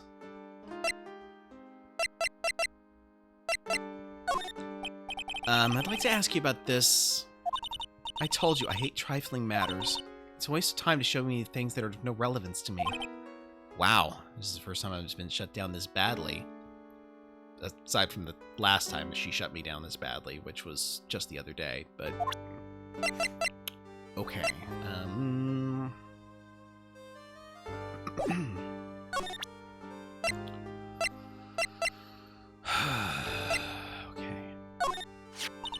I was the one who organized the whole press conference. Juan wanted to deal the most damage possible to Matt's career, and that's why he was killed. It's quite simply a story of cause and effect, yes? maybe that's what I need to present to her. Let's try that out. Alright, so we're going to speed through this dialogue as much as we can. Yada yada, blah blah blah blah blah blah. Something or someone in her past would make her take revenge. Of course, that was immense or Celeste impacts.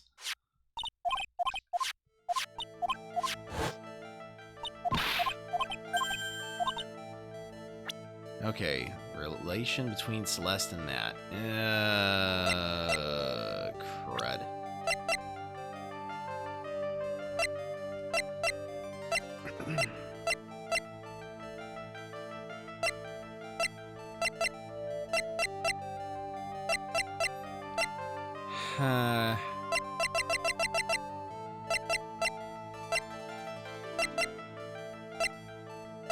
I thought that this might be it, but that's not a relation between Celeste and Matt. That's a relation between Corrida and Matt, so we're gonna have to wait on that again.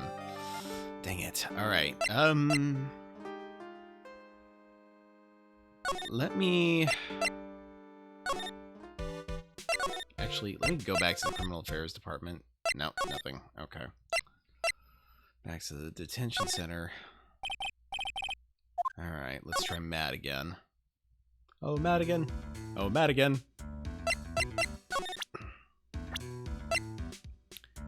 Maybe if I present her... Mr. On Guard? Dude, I know I asked you to be my lawyer and all, but I don't think I had to tell you anything and everything. What do you mean by that? It just means I don't have to tell you anything and everything, dude.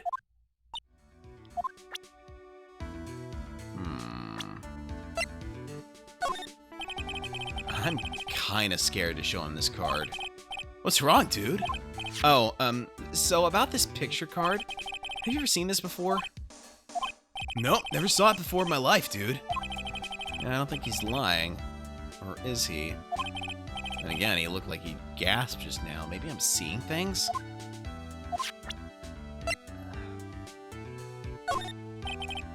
Adrian, I never thought she goes this far to frame me for the crime. I mean, what does she have against me? Dude, I don't get it. That's something I would like to know too. Do you have any ideas at all? Even the slightest clue? Huh? What? Me? Don't be silly, Mr. Lawyer, dude. How am I supposed to know something like that?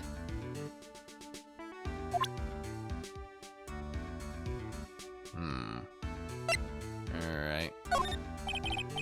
Okay, we've already had that. Alright. Oh.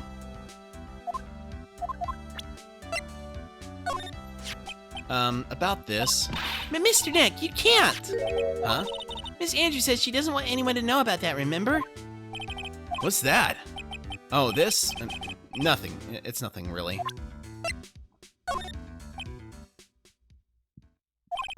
Mr. On Guard?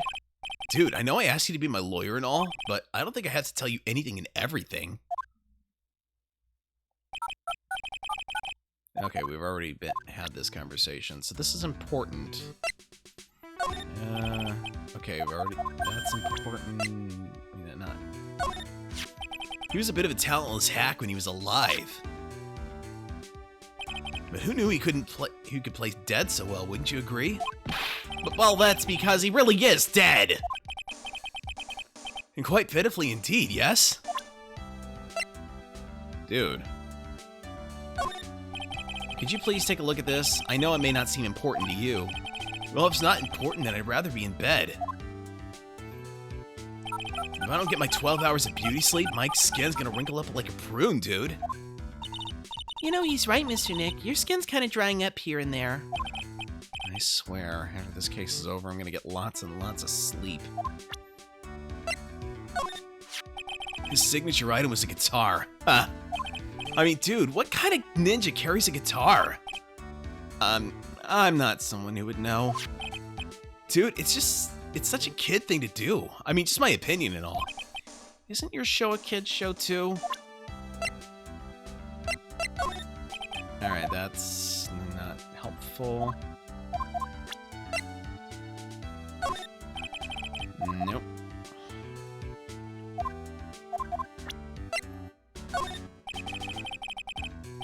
Nope.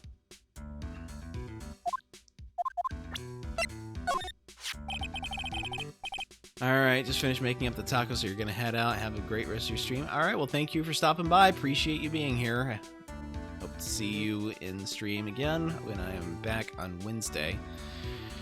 Gonna keep going here. That's a very nice transceiver, dude. I'm kind of an expert in gadgety things. Why does what he just said give me a sinking feeling?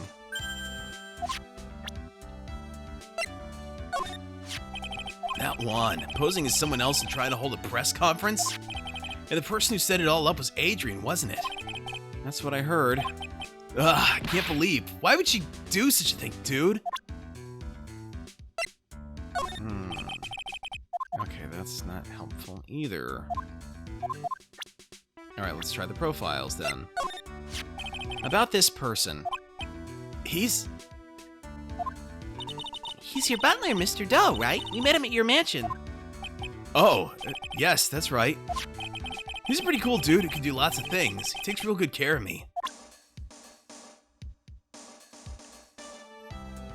Okay, so the John Doe fellow is, Nick says he's got the strange feeling that he's met before. Yeah. Okay, that was... Don't have to tell you everything. I don't get it. Why would she want to frame me? I mean, I've never done anything to do with her, dude.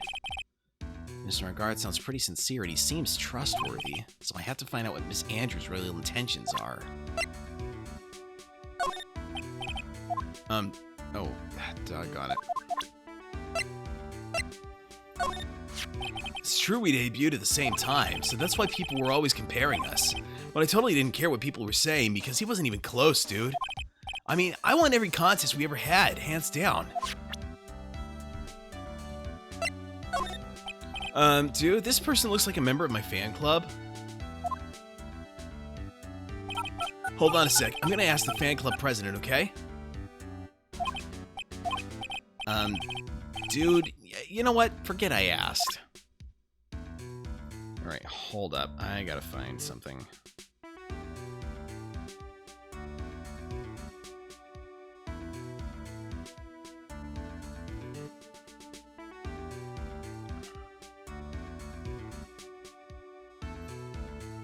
We're gonna be here forever otherwise.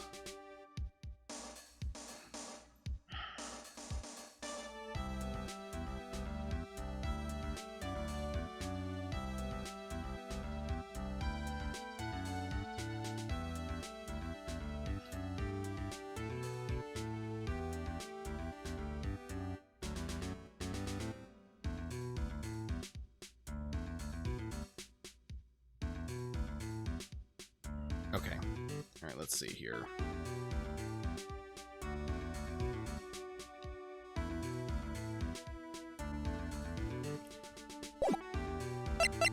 Oh, apparently there's some conversation I can have with Pearl if I go back to...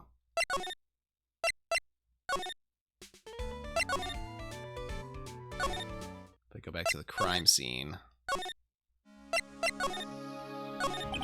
So the real person who killed Mr. Corrida was... That assassin, Mr. Shelley the Killer, right? And the card Miss Andrews found at the crime scene seems to be proof of that. But if that's the case, then a new question comes to mind. Who was the one that hired the killer to begin with? Who was his client? You mean, who asked for the murder? That person didn't want to dirty their own hands in blood, but whoever this client is, they're still a killer. Who could have hired the assassin? Do you think it was Miss Andrews? I wonder. But if she was the client, then why go through the effort to stab the knife into the corpse herself? But if Miss Andrews wasn't the client, then... No, it can't be.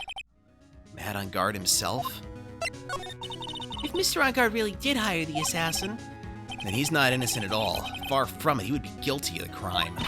But it can't be Mr. On Guard, right? I mean, when we first talked with him... Mr. On Guard, I'd like to ask you one more question. Did you kill Mr. Juan Corrida? Alright, just so we're clear, dude. I didn't kill anyone, and that includes Juan Corrida, okay? I didn't see any psyche locks at that time. Actually, that reminds me. Did you remember something, Mr. Nick? Yeah, something Miss Andrews said at the trial today. She said something interesting. So what is this interesting thing? Oh, that's right. You didn't hear it, did you, Pearls? Juan had bet everything on the JAMA Ninja this year, and if he lost the Grand Prix, he was going to make sure Matt was going down with him. That's what he thought, anyway. It looked like somehow Juan had in his hands a secret so powerful that it would destroy Matt's acting career had it been revealed. Mr. On Guard's secret? What is his secret? I don't know yet. But for now, let's think about it this way. Mr. Corrida was going to reveal this secret. That means Mr. On Guard had plenty of motive to have Mr. Corrida silenced. Which means we have to meet with Mr. On Guard. There's no way around it now. Alright, let's,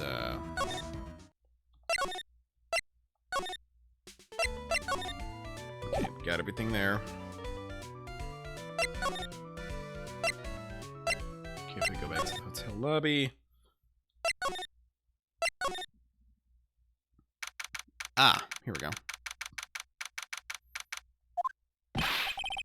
Oh, Mr. Wright, please, you have to help me. Uh-oh. Mr. Powers! What happened? Why are you here? You see, I got roped into this somehow. What? I know I'm gonna testify at tomorrow's trial. So the decisive witness is Mr. Powers? I was talking with the detective until a little while ago, and I was on my way home. When all of a sudden, you there, you're under arrest, and I was brought back here. Oh. They said my face and whole self in general looks suspicious or something. I guess I can see how they thought you looked suspicious. I was just a normal guy on an exercise show for kids. Is that a crime? So, about this testimony you're giving, what are you going to talk about? I really don't know yet. But it sounds like I saw something pretty important from what they tell me. You saw something important? What was it? Well, the detective told me not to talk about it. You can't tell anyone, especially not that lawyer, he said. Who do you think is that lawyer the detective was talking about? I'm gonna take a wild guess and say it's me. Yeah, you got it. Mr. Nick, Mystic Maya and myself are your only two allies in this whole world, but it's alright. Ouch, I really don't have a lot of friends, do I? This is going to do a lot of damage to Matt, you know. Because he's got that refreshing like a spring breeze image going. What is he really like? Well, let's see. Matt's always been kind of a player with women. He would never really turn a pretty face away, if you know what I mean. You'd always say it's just a game to justify himself. What? How horrible! That's unforgivable! Ow! Sorry, I didn't mean to offend you. But, you know, he said once that there's only one person in the world who won't swoon over me. One person who wouldn't swoon over him? His manager, you know, Miss Adrian Andrews. Why is Mr. Powers suddenly looking kind of energetic? You see, I'm actually a sucker for gossip. I mean, celebrities in their world have this dazzling sort of image, right? A dazzling sort of image, but aren't you part of that dazzle, Mr. Powers? No, I'm more of a hairy, sweaty, smelly, brutish kind of guy, you see. But it's okay, really. I get to hear plenty of gossip about the other stars around me as things happen. Well, that's true. Oh, hey! So did you hear about this yet? About Miss Andrews' mentor and her suicide? You mean Miss Impacts? You heard something about how her wedding was canceled. Yeah, that's what I'm talking about. I thought about it a little the other day, about that mysterious death. Hey, Mr. Wright, why don't you ask me about that? Go on, go ahead. Mr. Powers is so charged up his skin is practically glowing with electricity. Hey, so have you heard this? Celeste left a suicide note. And they say the wand went and hid it. Well, we heard about that in court today. But there wasn't any actual proof that she had left a note. Well, this is what I think. I think that something bad was written on that note. Something bad for Juan, that is. Something bad for Mr. Corda? Why do you figure so?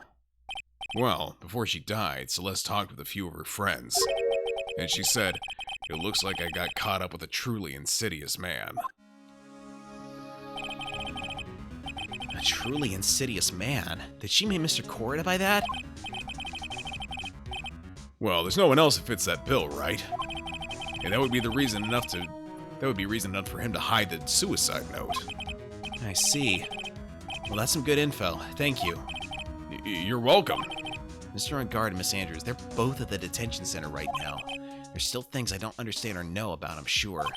I have to get the two of them to tell me everything.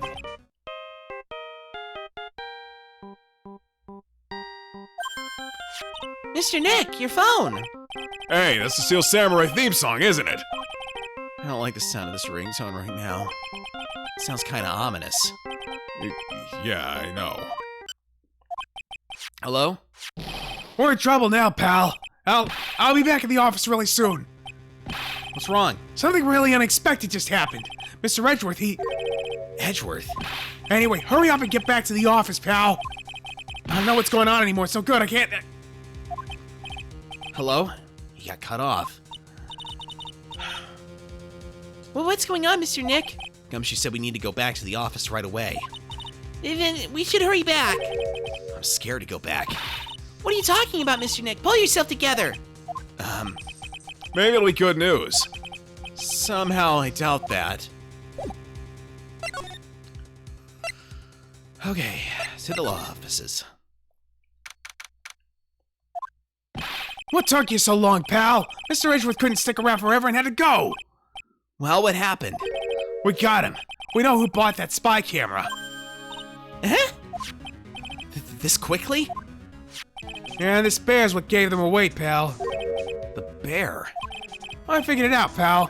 I figured that we should have been looking into the bear instead of the camera. But wasn't it Mr. Shh, Pearls. And go on. There's only one person who bought one of those bears who's related to this crime. Who is it? Who would be so rude as to spy on another person in their room? Man on guard. Huh? Man on guard. Your client? That's who, pal. And here I thought things couldn't get any worse. Are you sure you heard right that the person who bought this bear was... I heard it from the department store clerk, pal. This is the credit card receipt for the purchase. It's for $3,800, pal. That's an exact match to the price of the stuffed bear. A receipt? That's all you have? Nah, it's not just the receipt, pal. The store clerk said so himself. He told me, I'm sure I sold the bear to Mr. On Guard. I mean, the clerk even got Mr. On Guard's autograph out of it, pal. So I'm sure the person that bought the stuffed bear was Mr. On Guard himself. My sight is failing me. This can't be.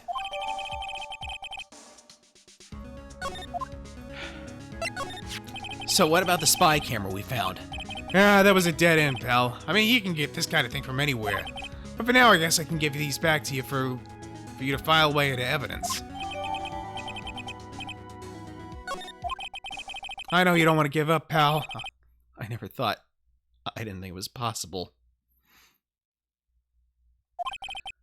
A person who's put the spy camera in Juan Corrida's room was Matt on guard. Why would Mr. On Guard do something like this? I bet it was to catch Miss Andrews and Mr. Corrida at one of their rendezvous. I bet it's not good enough for me. I have to know the absolute truth behind this camera. Are you gonna see him, Mr. On Guard, I mean? Yes. I'm scared, Mr. Nick. I wonder what we'll find out next. I'm scared myself, but I have to put on a good face for Pearls. Oh, man on guard, what in the world have you done?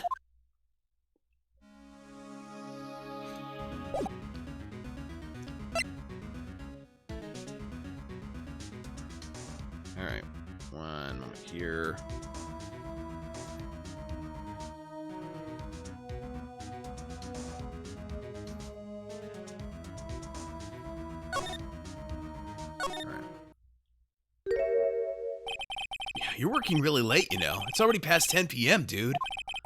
I think it's time you told me the truth. Relax. Don't you know that ignorance is bliss? But if you really want to know, let's talk.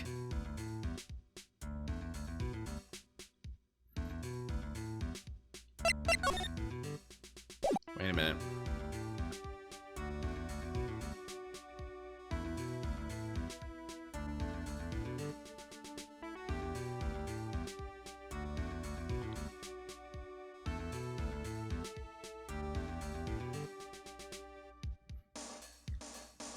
Okay. There we go.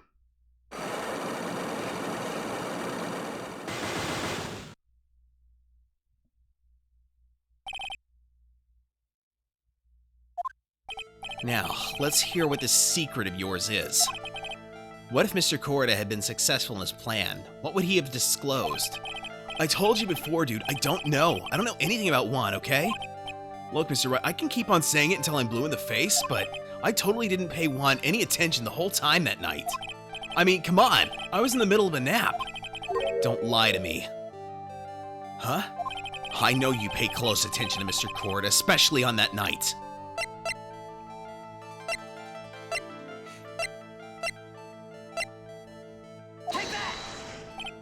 Well, Mr. On Guard? Hold on a sec. I'm gonna consult my friend, okay? He said I should snort while I give a good laugh. Okay, here I go. I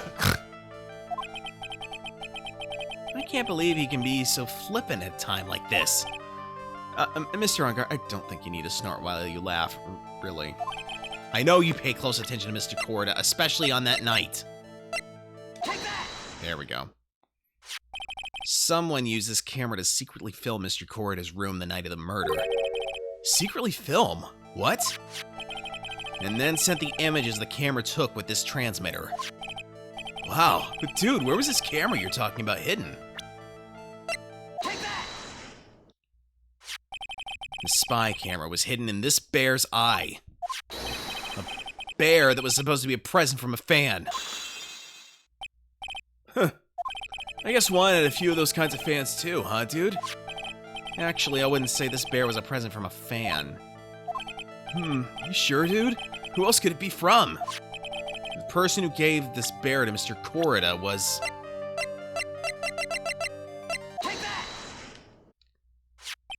Mr. On Guard, don't you know this bear from somewhere? I don't think I've ever met Mr. Bear before, dude. Aw, but he says he knows you. How could you forget such a great friend? What else did the bear tell you? He says the one who put the camera in his eye was you, Mr. On Guard. If I didn't know how you work in court, I'd think I was in some serious trouble. Come on, this is all a joke, right, dude? You're just pulling my leg. Looks like you're not ready to give up your secret yet. Well, do you have any proof you want to show me first? Here's proof that it was you who put the camera inside the bear. I have here one credit card receipt, Mr. On Guard. It's from when you bought that stuffed bear. Dude, all you can tell from this is that I spent $3,800. I go to that department store all the time, okay? This $3,800, this could be the toothbrush I bought that one time. A $3,800 toothbrush? It's ivory, and it's got elephant hair for bristles. Ew. Elephant hair? Is that what rich people use nowadays? Anyway, the store clerk clearly remembers you and your purchase. After all, you even gave him an autograph, did you not? Dude, you should have said that earlier. So can I ask you one thing? Yes? You're my lawyer, right, dude? So if you are, then why are you looking into stuff like that? Because if I don't know the truth, I can't help you. Sounds more like stupid lawyer talk to me. Hey, let's stop talking about this, okay? No, not yet. I haven't asked you why you set the camera up yet. And what your secret is. Of course, it would be strictly confidential. So, what are you gonna do now? I'm gonna find out what I want to know, because I must. The reason you hid this camera in Mr. Korda's room and filmed it in secret is... Oh, crap. I don't...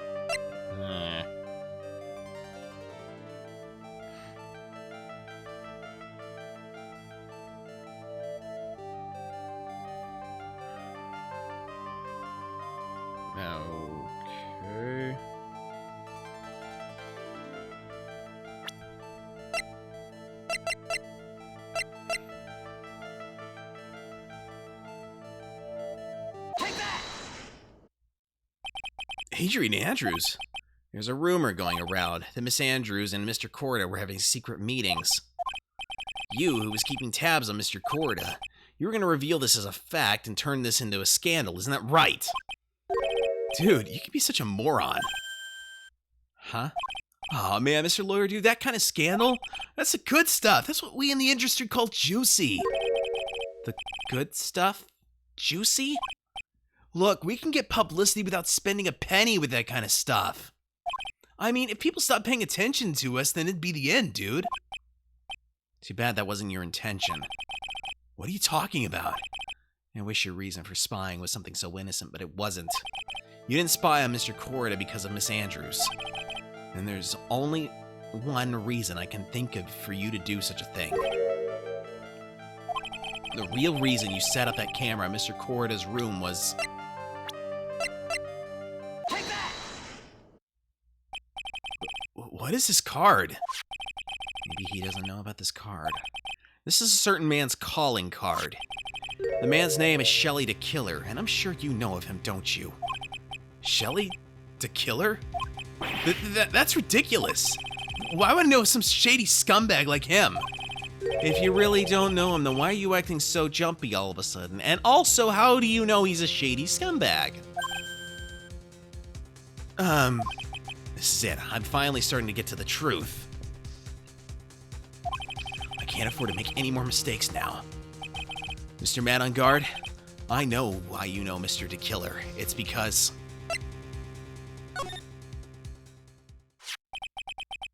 since you're the one who set up that camera, that means you knew. You knew exactly what was going to happen in that room. So, how? How would you know something like that? It's because you're his client, that's why. You hired Shelly the Killer to assassinate Mr. Juan Corrida. The real mastermind behind this whole murder is you, Matt on Guard.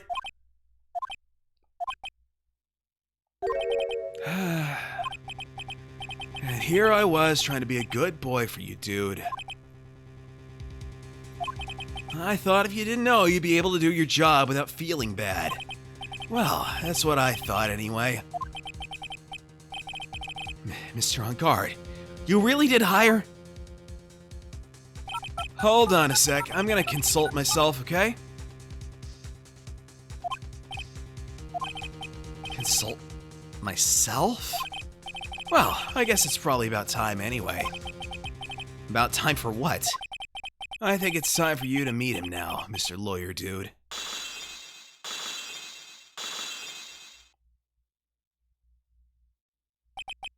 How do you do, Mr. Lawyer? I'm Matt on Guard.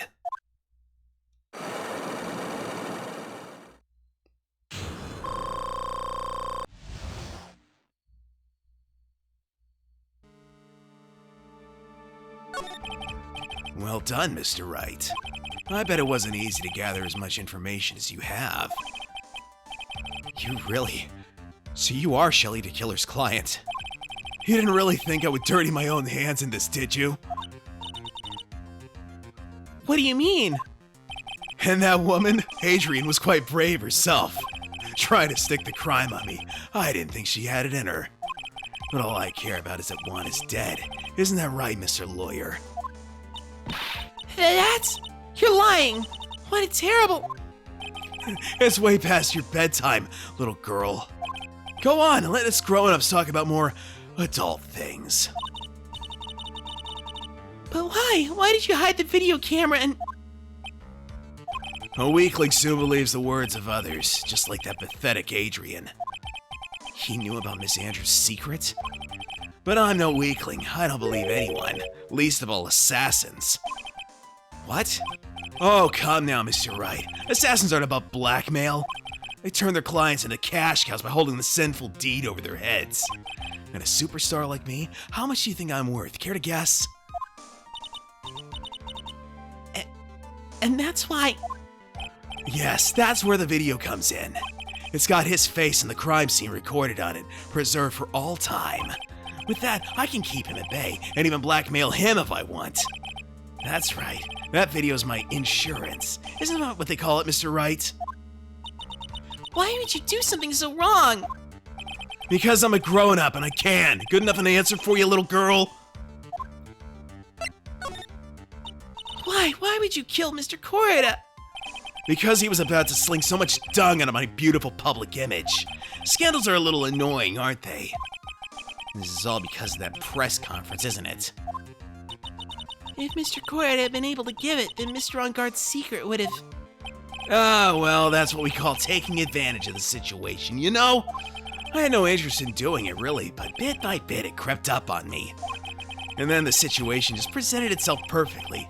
How beautiful, I thought.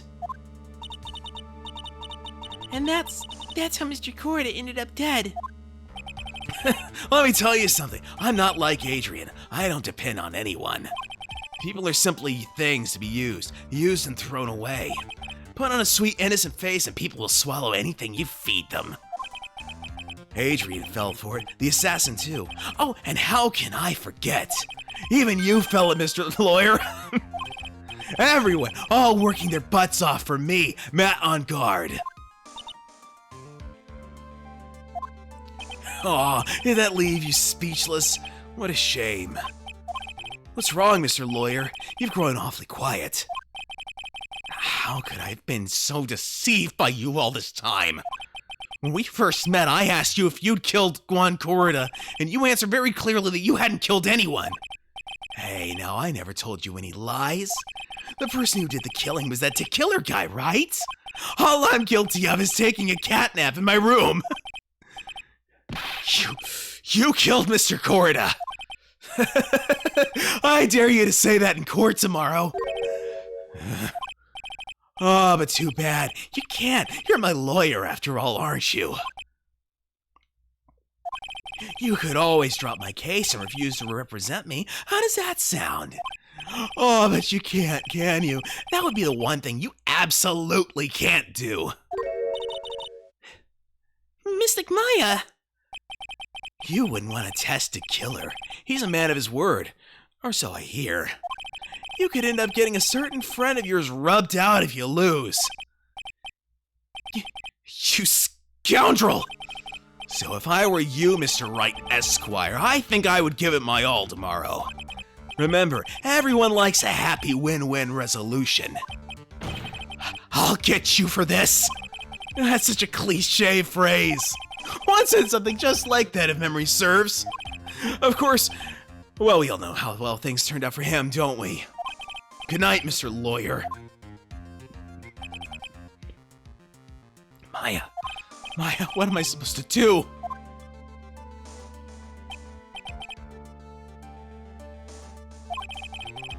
And now you finally found it. Oh, now you finally found it. The starting line of this case.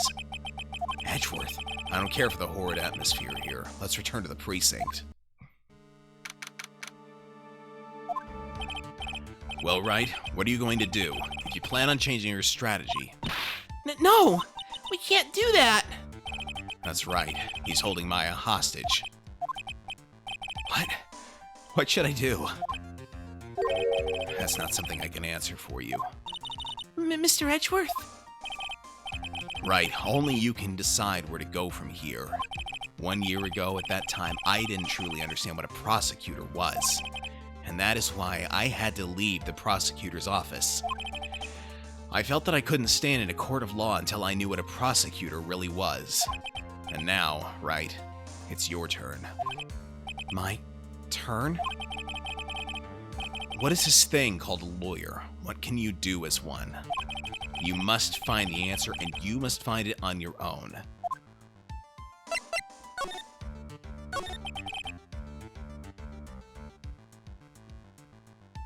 I'm a lawyer, but to fight for someone who's clearly a killer. Man on guard. That man is really... Ah!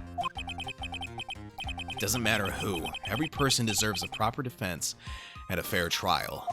Isn't that the basis of our judicial system? Proper defense? But what exactly is that? Is it where a lawyer forcibly and blindly gets an acquittal through shouting and trickery? Ironic that you, of all people, should say such a thing. Isn't that exactly how you fight for your clients up until now? Well, that may be true, but that's... That's because I believe my clients to be innocent from the bottom of my heart. If I were to get on guard and acquittal, that isn't a proper defense at all. I became a lawyer because I thought I could save people who were suffering and in pain. But when I look at this mess we're in, I can't even protect the person closest to me. Even if I win the case, I still lose in the end.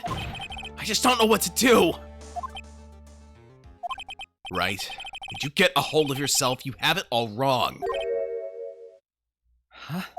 We aren't some sort of heroes. We're only human, you and I. You want to save someone? That's something easier said than done, wouldn't you say? That's... You're a defense attorney. You can't run away from that. You can only fight. That's all you can do.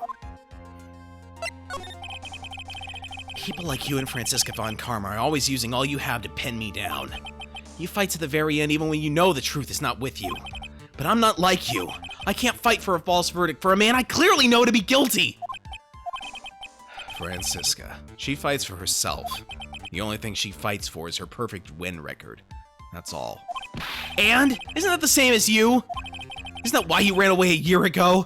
Because your precious win record was destroyed? You are so petty! I see. Now I understand why you despise me so. However, you were mistaken. What do you... Thanks to you, when you sealed off my path to a perfect win record, I began to realize the error of my ways. I realized that things such as a perfect win record were meaningless. What?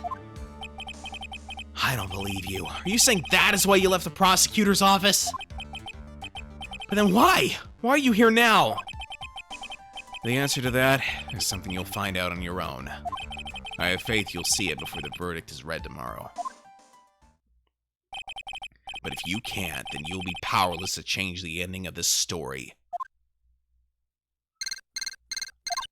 Mr. Nick, the transceiver! I'm sorry for what happened earlier. Now then, Mr. Attorney, do you wager you can obtain an acquittal tomorrow? My, what is the matter, Mr. Attorney? I don't sense your usual anger this time. Tell me, please. Why are you holding Maya hostage for Mr. Unguard's sake? Why are you doing this for that cold-blooded killer? Right? Please don't misunderstand things. He is my client. Don't toy with me! A man who hires an assassin is just as much a killer himself! I believe you were asking me for a reason as to why I'm doing what I am. Yeah. This is what I like to call my aftercare. What the heck is aftercare? My name carries a certain amount of honor and dignity, Mr. Attorney. I take great care to ensure that no suspicion falls on my clients for my handiwork. That is what's called client relations, and it is part of an assassin's duty. An assassin's duty? We were unlucky this time, and my client was arrested as a suspect. As a result, I did what I had to do to enlist your expert help, Mr. Attorney. And to ensure that you would do everything in your power to the very end. What is your name? I believe I told you once before. However... You did, but... My name is the Killer. Shelley the Killer. You're Shelley the Killer? Please keep in mind you do not have much space to maneuver with me. As a killer, I always finish what I set out to do. If you fail to keep up your end of the bargain... Maya! It would be my duty as an assassin to see to it that she receives a nice, long nap. No! Now then, if you'll excuse me. If someone were to trace this signal back to me, it would be quite troublesome. Mystic Maya! Mystic Maya! I don't know what to say. Edgeworth! Did you hear that? At the end of that transmission? Huh? Oh, that. It sounded like a cat. A cat? It can't be. That cat. Can it? What is it? I know where Shelley the Killer's holding Maya hostage. Edgeworth, have all police units head for On Guard Mansion immediately. All right, you hurry over there as well then. Don't lose hope yet, Pearls. The fight has only just begun. Yeah.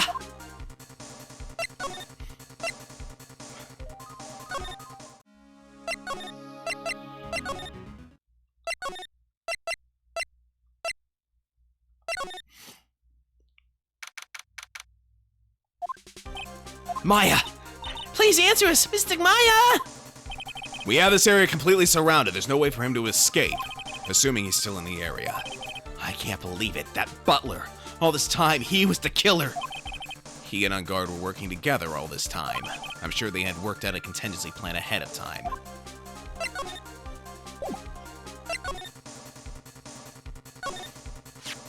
Oh, it's a figurine of a bear. But there are a lot of cuts in it for some reason. A bear? Isn't that more of a thing for Mr. Corda? Why would something like this be here? Right, look down. There's a little pet door installed here. Ah, I'm sure that's for Shu. Do you think that this came through that little door? This door is locked. Well, I'm pretty used to breaking doors down by now. Let's go, Edgeworth!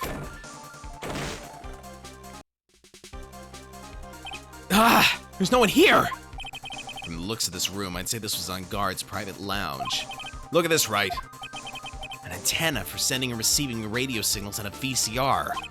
Check inside the deck. If there's a tape, it would be an important piece of evidence. If we're lucky, it'll have the moment the crime was committed recorded on it. I'm sorry, but the tape deck is empty. There's no tape to be found. No! But there's no mistake that someone used this to record something. It looks like someone took the tape we're looking for and escaped with it.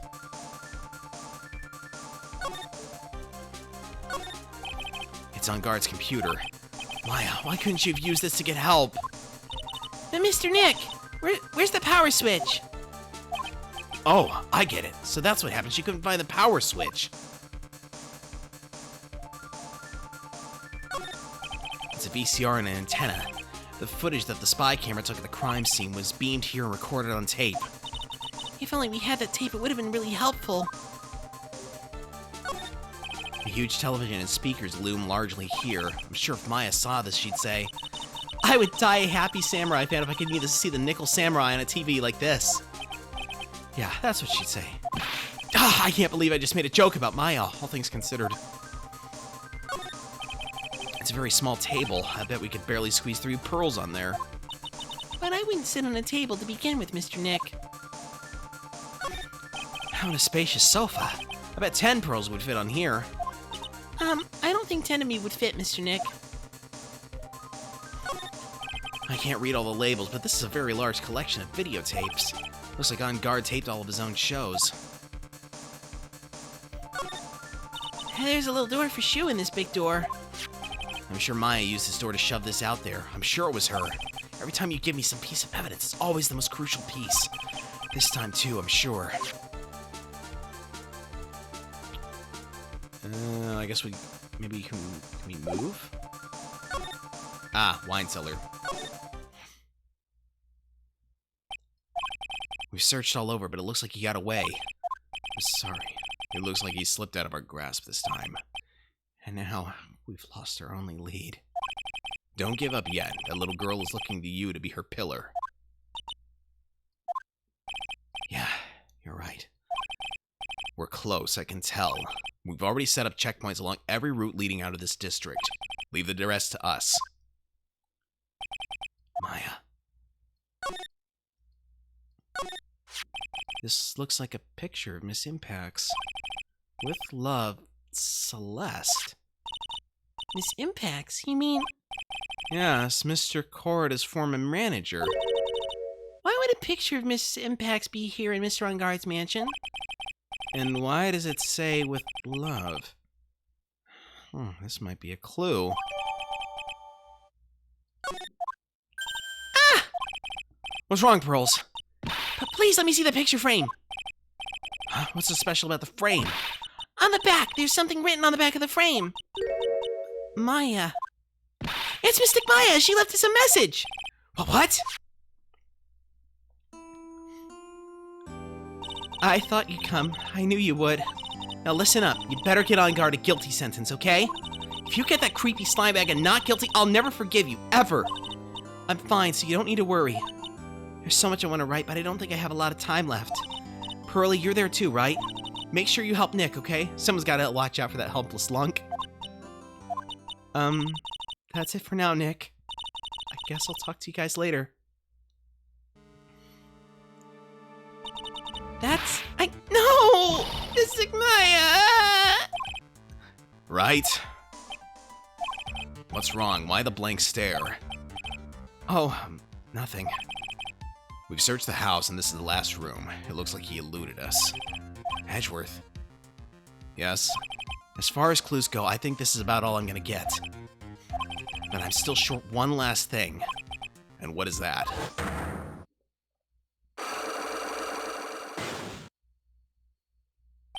Miss Andrews' psyche lock. If I could just find out what secret she's holding, then I think I stand a chance in court tomorrow. To blow this case wide open and expose the truth. I think I know what you're thinking. I'll contact the detention center. Thanks, Edgeworth. Well, let's go, Pearls. It's time to open that last lock.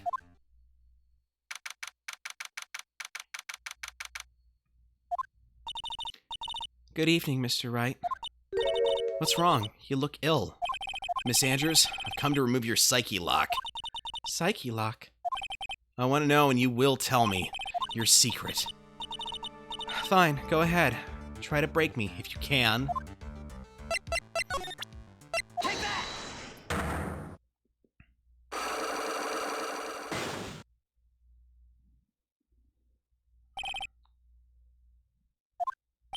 Can you please tell me why you framed Mr. On Guard for the murder?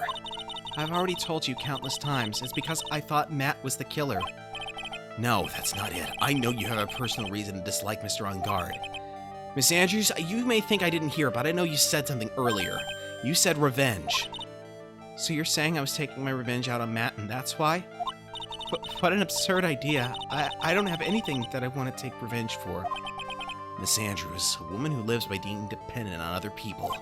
There is something or someone in her past that would make her take revenge. Take that! Celeste. There's only one catalyst that could cause such strong feelings and even revenge. And that is Miss Impax's suicide. What are you trying to say? Celeste was Juan's manager. On top of that, the one who hid her suicide note was also Juan. What does all this have to do with Matt? You're right, you haven't mentioned him yet. But for you to hate Mr. On Guard, it would mean that he must have had some relation to Miss Impax and her suicide. Can you explain to me this relation between Celeste and Matt? Take that! This is a photo of Miss Impax, correct? She looks younger than when she passed away, though. With love, Celeste. This is Miss Impax's handwriting, isn't it? Where did you find this? No, that's all right. It was a rhetorical question. Yeah, it is. I found this at Mr. On Guard's mansion. And after all this time, my last remaining secret has been revealed.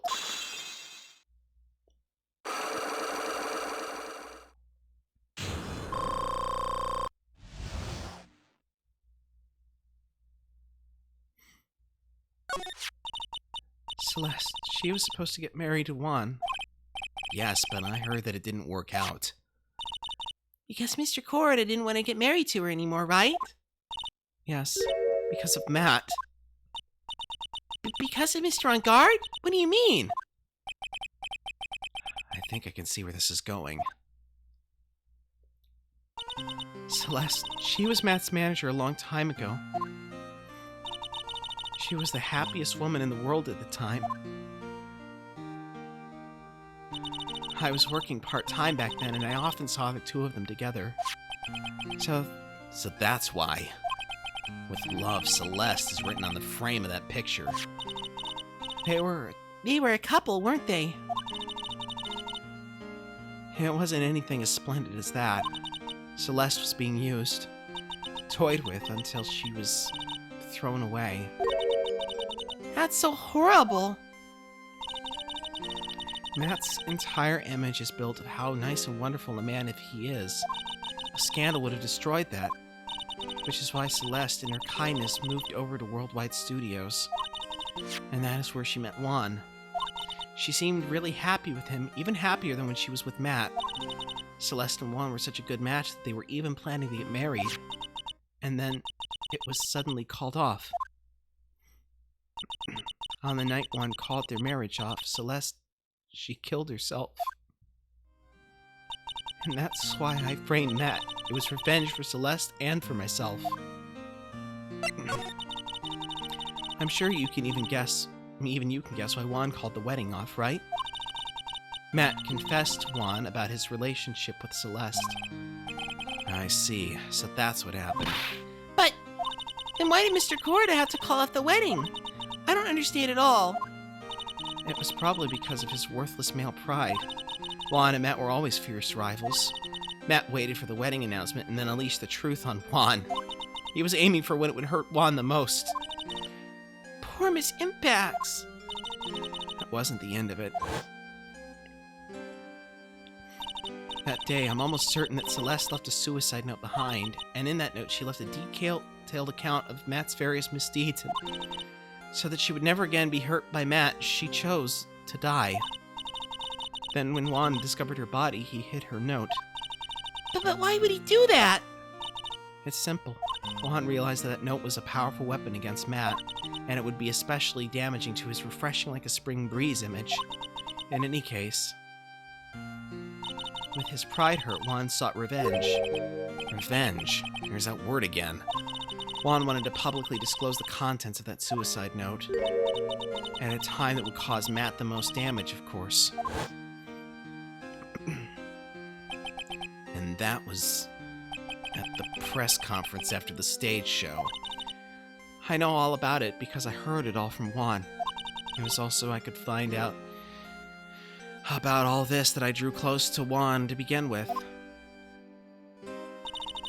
They're quite a pair of hideous monsters, aren't they? Even Celeste's death was something for them to use in their game.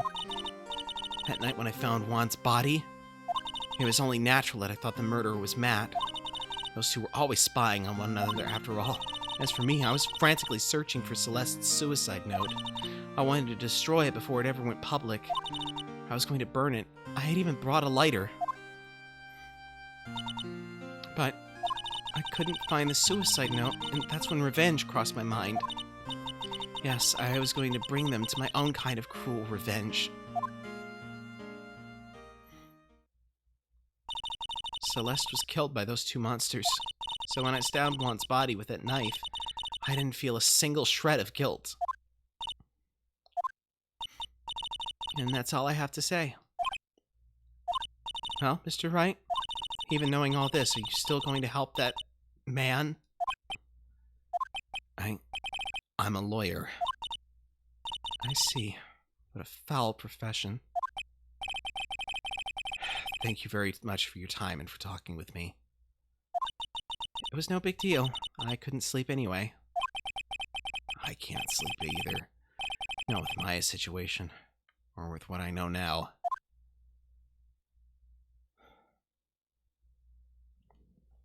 Alright, that is where we're going to call it for tonight. I managed to last for much longer than usual. That's, surprising. So, yeah, Wednesday we will be back and we will be starting the trial. And that's going to be quite the interesting ordeal. But let's see if there's anyone online to raid. Oh, none of the channels I follow are online right now, it looks like. All right, well, thank you guys so much for being here. This is Dr. Novelle signing out for the evening. Hope to see you on Wednesday when I return with more of this. I'm hoping to have this wrapped up by Sunday of next week, but we shall see how long it takes us. Meantime, you all have a good one.